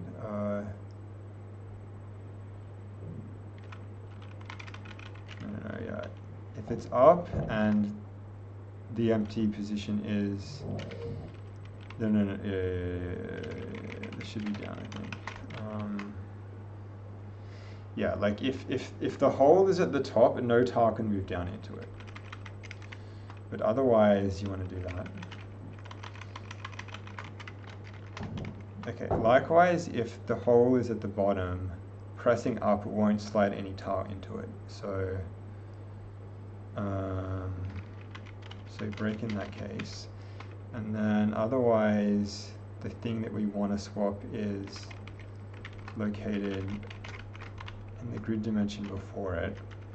But that means that in the down case, if you're moving something in,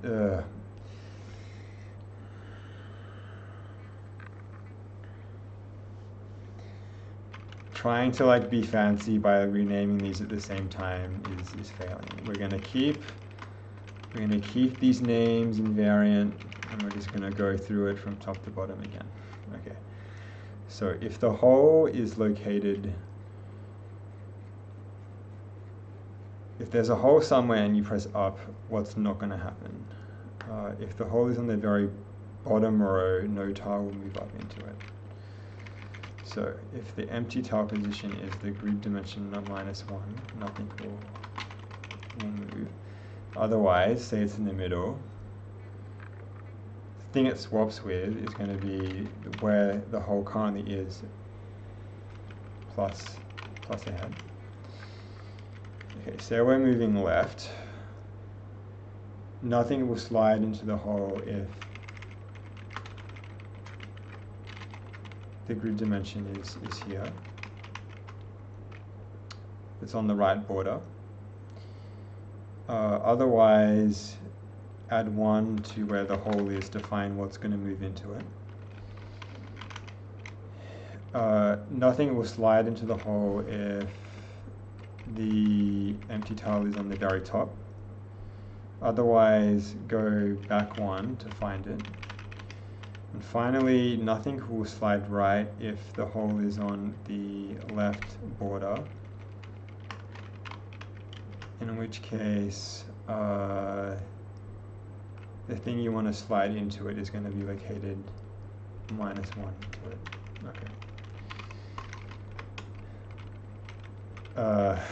We'll see if there's any bugs in this. Okay.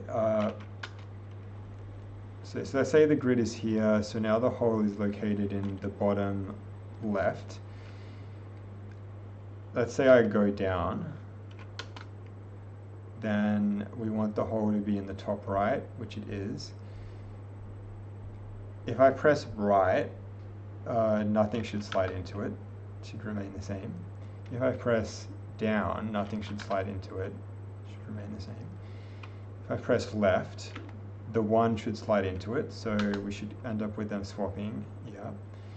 Now if I press up, the 2 and the 0 should swap. Now if I press, let's say like right, then the 0 and the 2 should swap.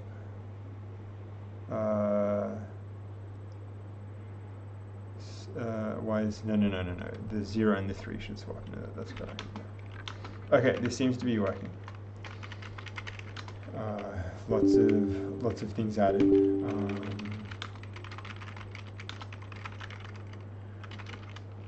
Got grid movement seemingly working. Okay. A better test will be if we increase the dimensions of this.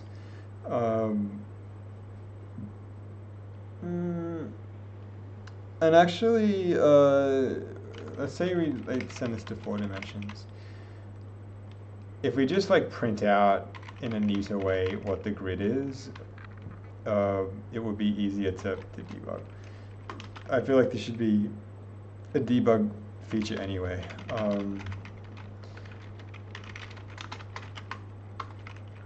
Okay, so let's just say, how do we want to do this?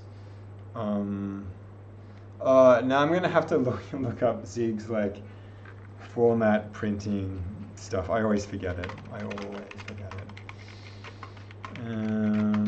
Zig 13 lib standard print dot zig. No.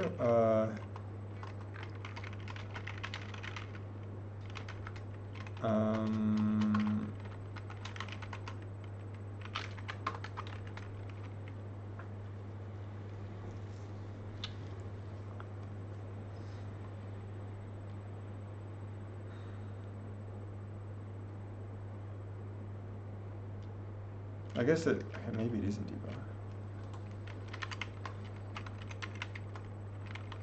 I feel like it's not in debug.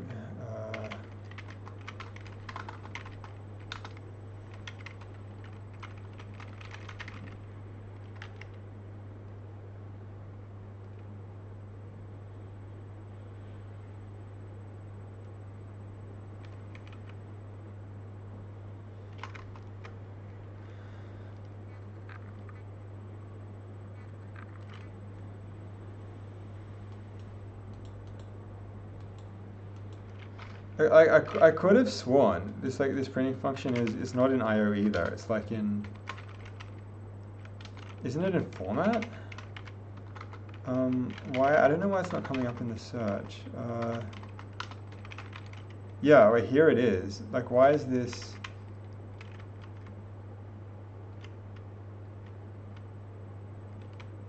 Okay, so it's so weird it's not coming up. Okay.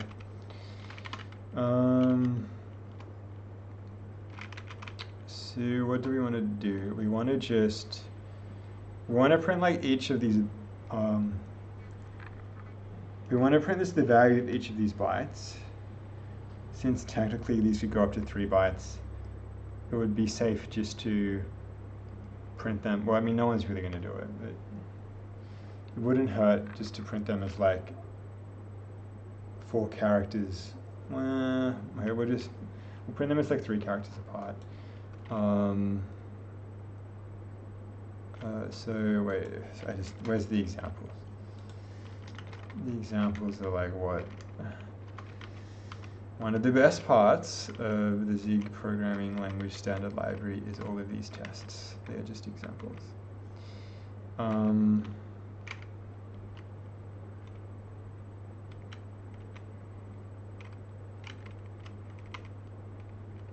So we have some floats here, but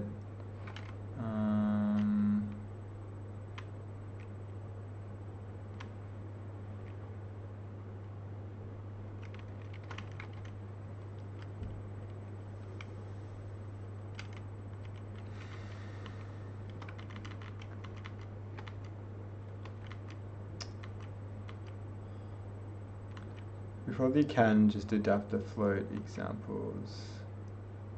Well, float scientific, arrays, ints padded. This is what we want. So we want to do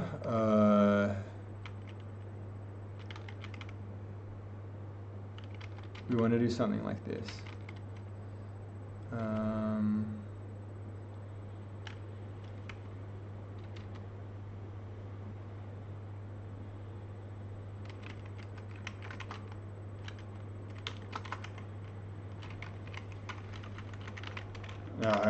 Let's just read the documentation.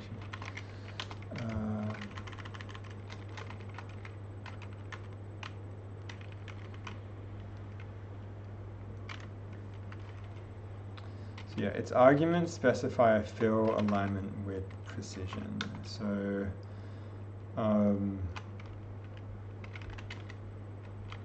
let's just print everything to begin with.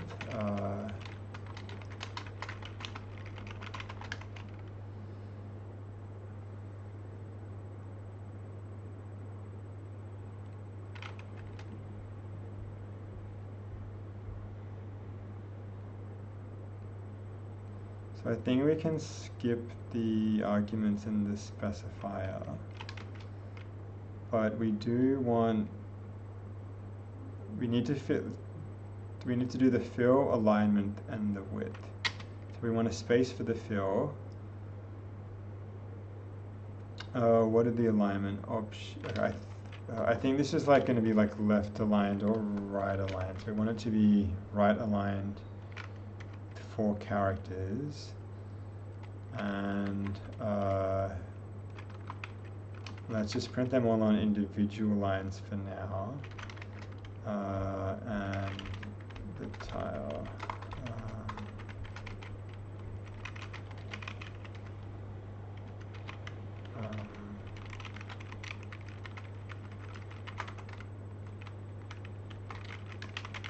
And then we'll like modify, like if this is printing like the way we want, things will be modified.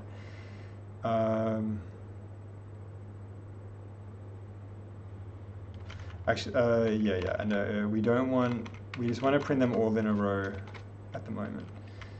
Okay, let's reduce the grid dimension back to something manageable at this stage. Zig run main.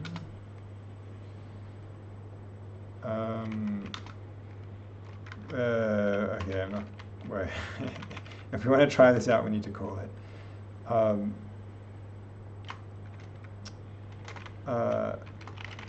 So in main, instead of here doing the debug print, we can just do print. I feel like I should call it like debug print grid.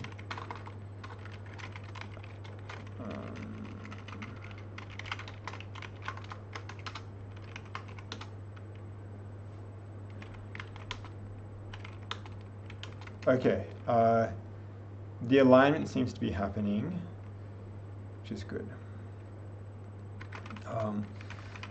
So now let's get the ordering working. So now we just want to like call this like as many times as there are rows, and then I think it's easiest to do this with 2 for loops actually. So we can just say for grid, yeah, for 0 going up to the grid grid dimension, call that I, and then for 0 going up to the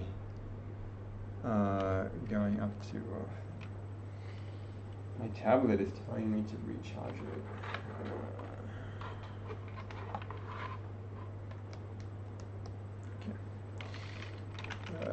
For 0 going up to the grid dimension, J.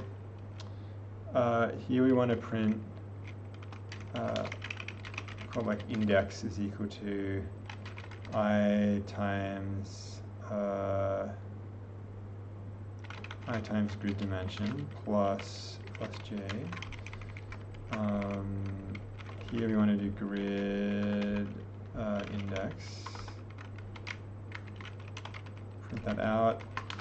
And then each time we go through this iteration, we just want to print out a new line.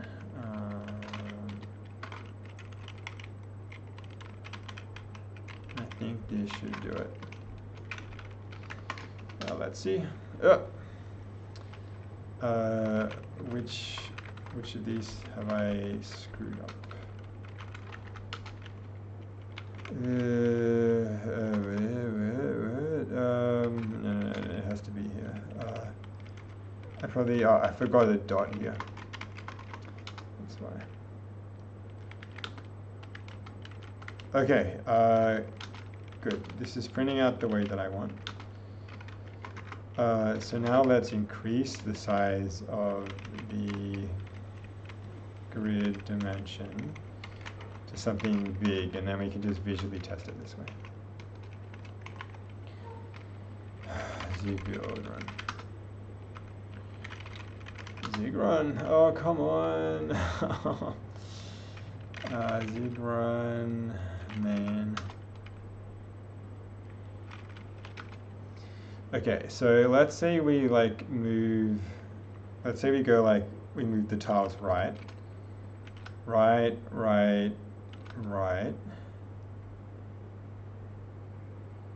That looks fine. Let's say we move it like down and then move the tiles to the left. That looks correct to me.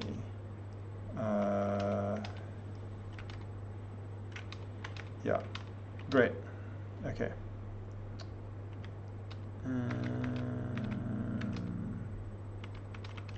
Okay. That's working.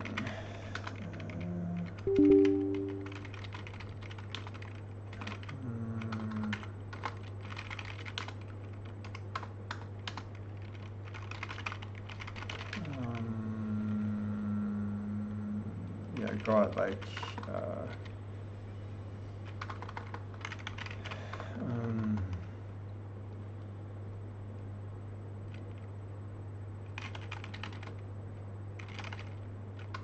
or like a debug grid printing. Okay. I feel like it's a good. What's the time? How long have we been streaming for? Annoyingly, the okay, 2 hours and 20 minutes.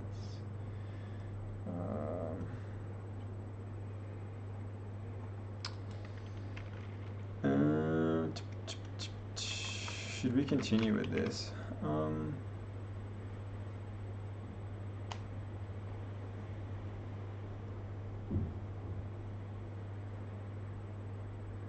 Because yeah, if we are going to continue with this, it now will be like using SOQL or GLFW, this kind of stuff.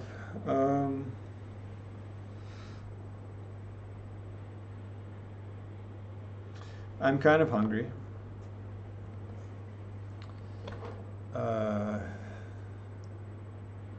Yeah, I think I might pause it for here today. I have dinner, and then maybe after dinner, depending how I'm feeling, I might come back and do some more.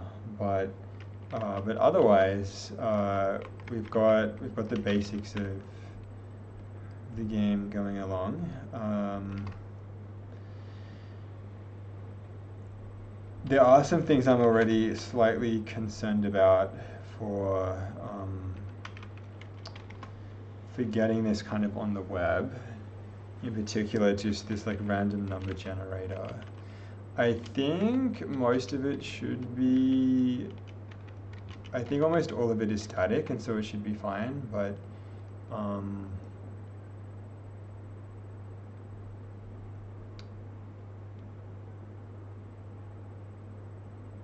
but we'll see. I imagine, like surely if when this is compiled to WASM, like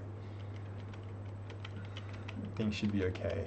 But we'll see. This stuff we'll have to like get some timestamp to deal with that. Likewise, like the keyboard is going to be its entire pain.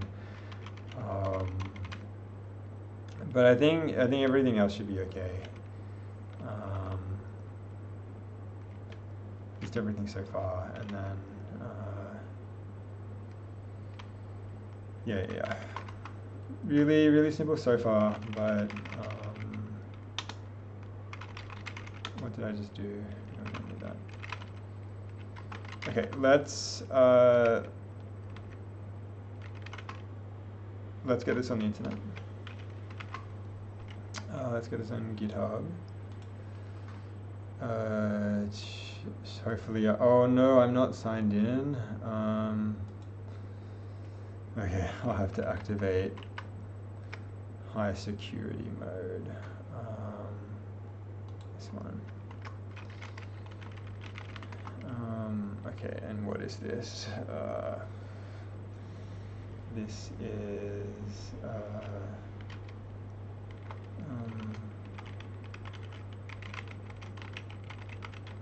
I think it's this. Okay. Oh no. Two-factor authentication needed.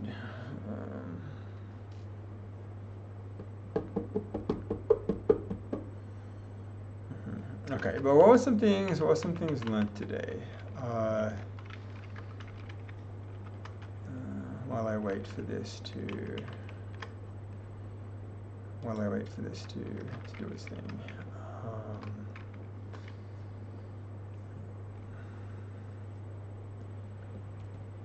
There was this like mem set. Right?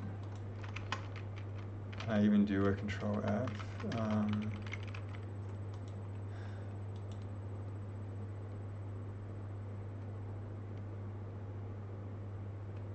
Oh, it's interesting to know this isn't like this is a secure version of this. Okay, let's go back into this. You know, let's just be super secure.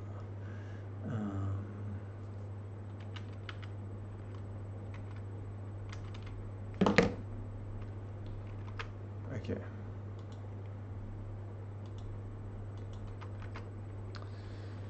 Okay, inbox, what's here? Oh yeah, both of these are like, seen those emails. Yeah, whereas like,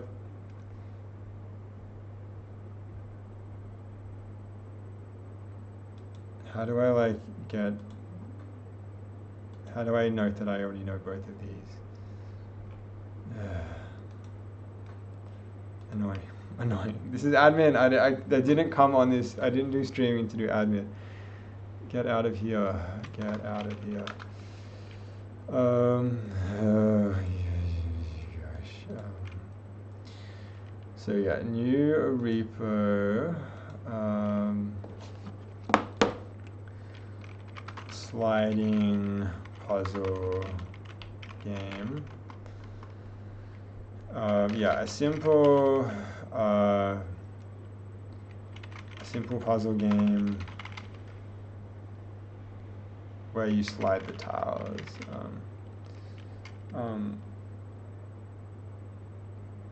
Or maybe just like slide the tiles to solve the puzzle. Oh yeah, make this public. Okay, what's the version we want for this? Like MIT. I think this is fine.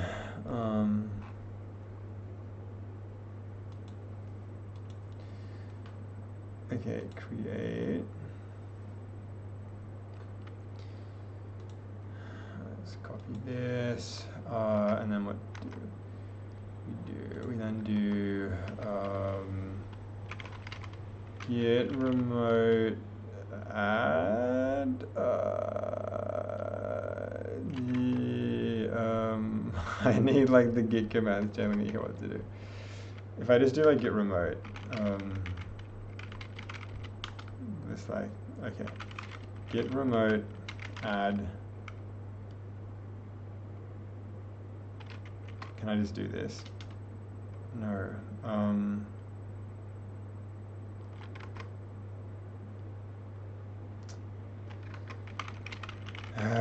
Is it like git remote? Oh, hang on. If I do like git I've honestly forgotten how to do this. Can I do like help? Okay, apparently I can't.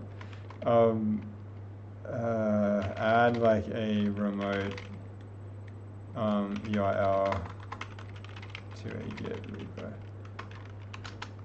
do we do this?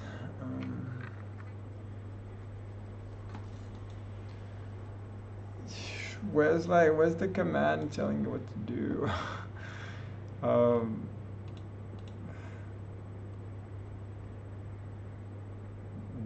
I think this is what I want.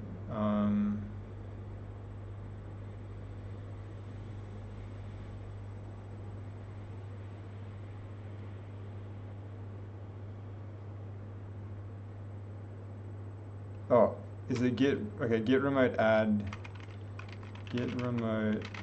main this?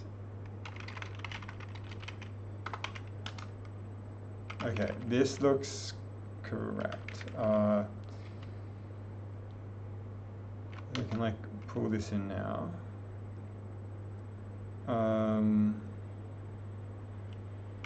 Git push main.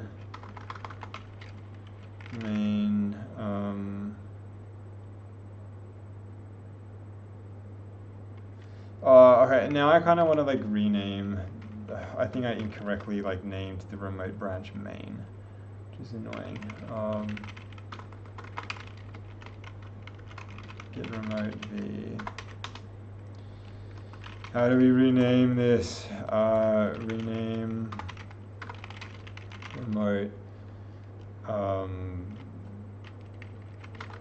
Git rename remote link. Is this gonna work? Can I do like rename? Yeah. Git rename old new. Okay. Git remote rename main to GitHub. Okay. Good. Git push u remote GitHub, and then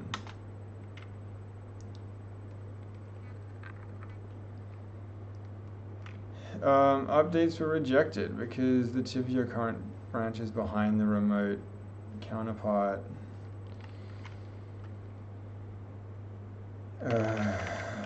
But isn't this what's happening? Okay, git pull GitHub main.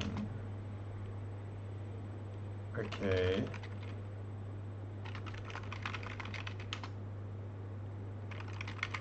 How is this differ? No.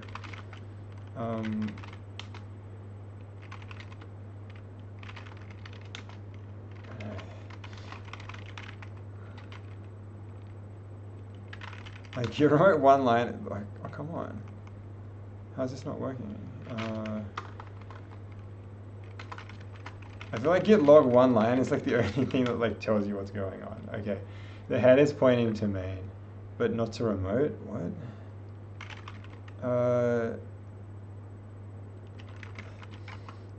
GitHub, why didn't you like, whenever, like previously I haven't chosen like the license, so it has like, it just tells you the things to do, and now it's not here and it's screwing me up. Git push GitHub main. Come on.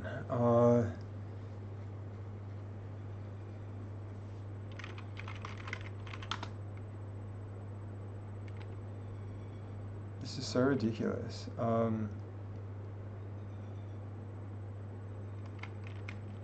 You know, at this stage, I just want to make like a new repo,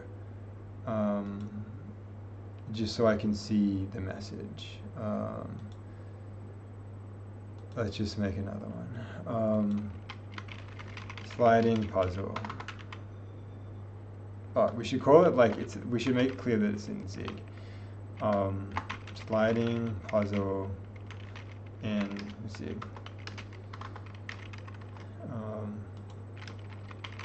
A simple sliding puzzle grid game written in Zig. Okay. Public. This time we're not adding any license stuff. I just need to see the. Here it is. This is all that I wanted to see. Let's take a screenshot of this. Okay. Git setup. Okay. So, this is all we needed. All we needed.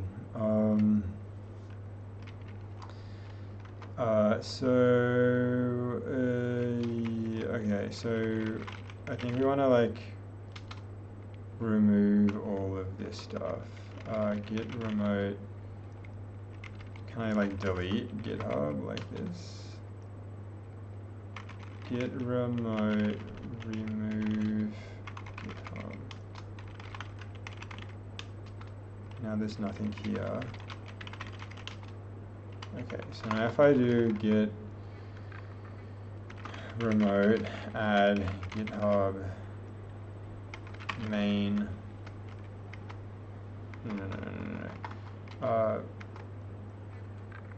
link,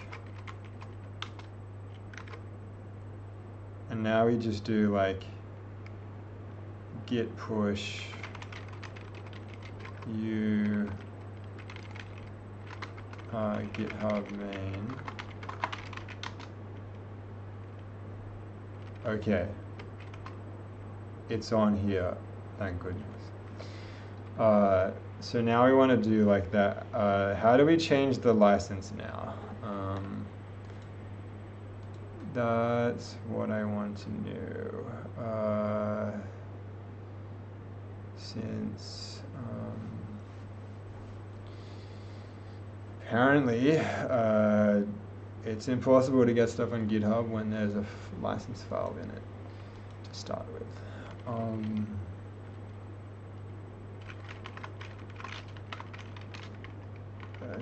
I asked for a new tab. Yeah, change GitHub project license. How do we do this?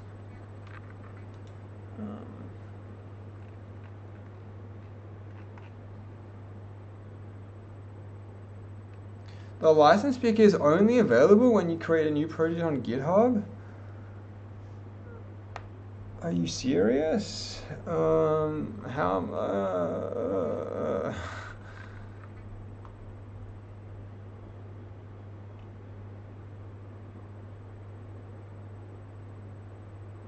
You can manually add a license using the browser. I mean, sure.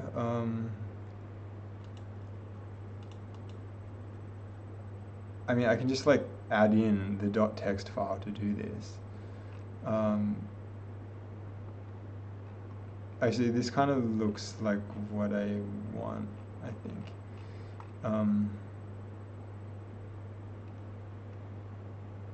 Yeah, I want that icon. We want the icon. Navigate to the main page. Above the list of files, select the Add File drop-down menu. Okay, we're on the main page. I never press any of these buttons. What does this do?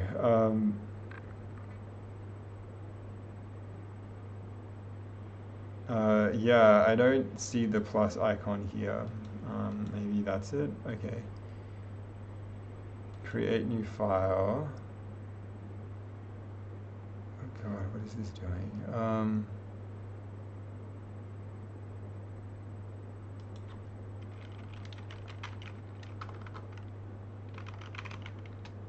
Okay, you choose a license template.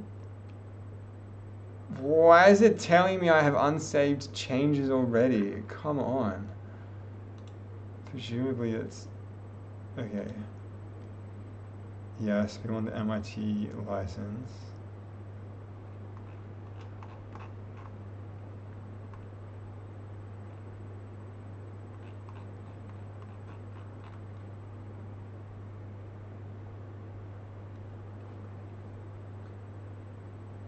On the left side, okay, select license from the list.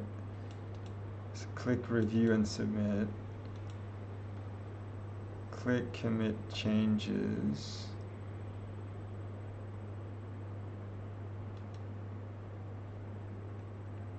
Type a short meaning.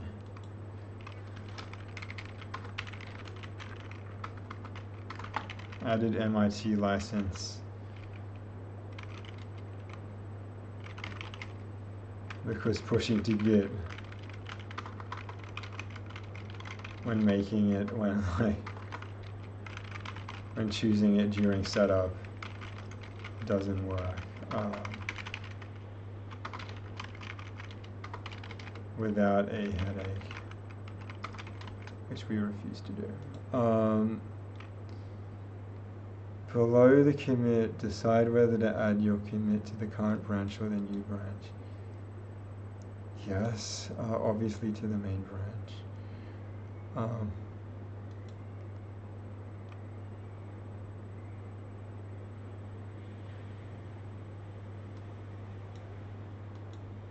my goodness. This why why is there like a bajillion steps for this? This is so wild. This is so wild. It should not be this hard. Okay. Below the commit message fields,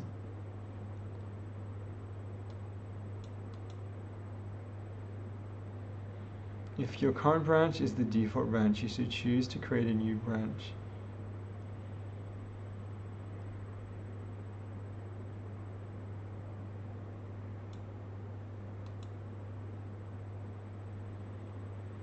Click commit changes or propose.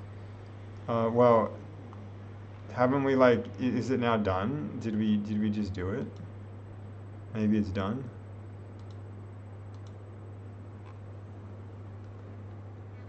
And this one's now verified, apparently. Okay.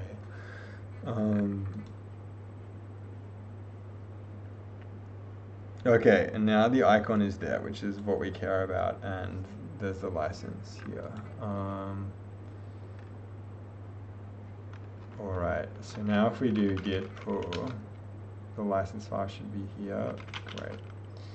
Okay, this was a total... wasn't a complete headache, but an unexpected Slightly unexpected. Yeah, so next time we will start, we can get rid of basically all of this. Yeah, we'll spawn a window and start getting some graphics on this. I'm kind of thinking actually in terms of Solcol, just doing raw OpenGL. Like I think that if we're getting this into the web, we'll probably be using like WebGL. What did we do when we did that? When we started this this project a while ago. Yeah, and like WebGL, it's basically like OpenGL, but webified in some way. And so we might just do this flatting puzzle game in terms of that. Oh, I should probably like delete this like repo that how do we like delete this one?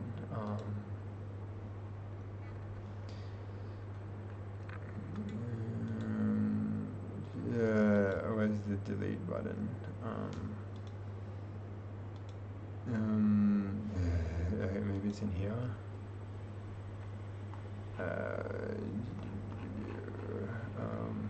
Danger zone, delete this repository, yes. Yeah, we want to do that. I have read, well I guess we should read this. Yes, oh my goodness.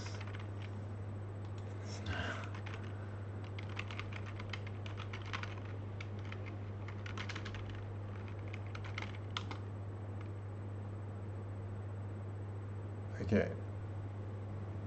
Good, that's gone, but the sliding puzzle in Z game that we want is here. Good.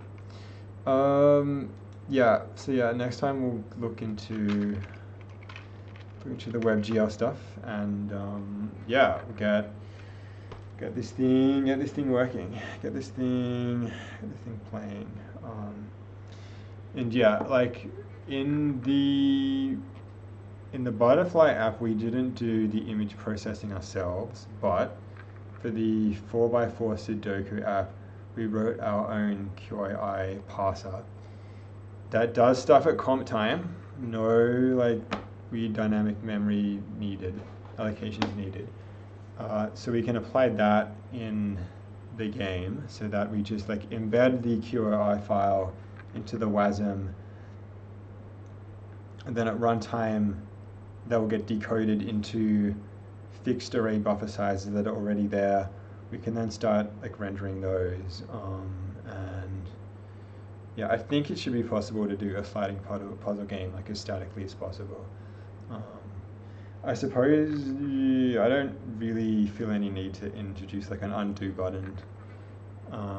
Again, it's more about just the discovering what unexpected things happen along the way and streamlining the process. But we'll do this next time.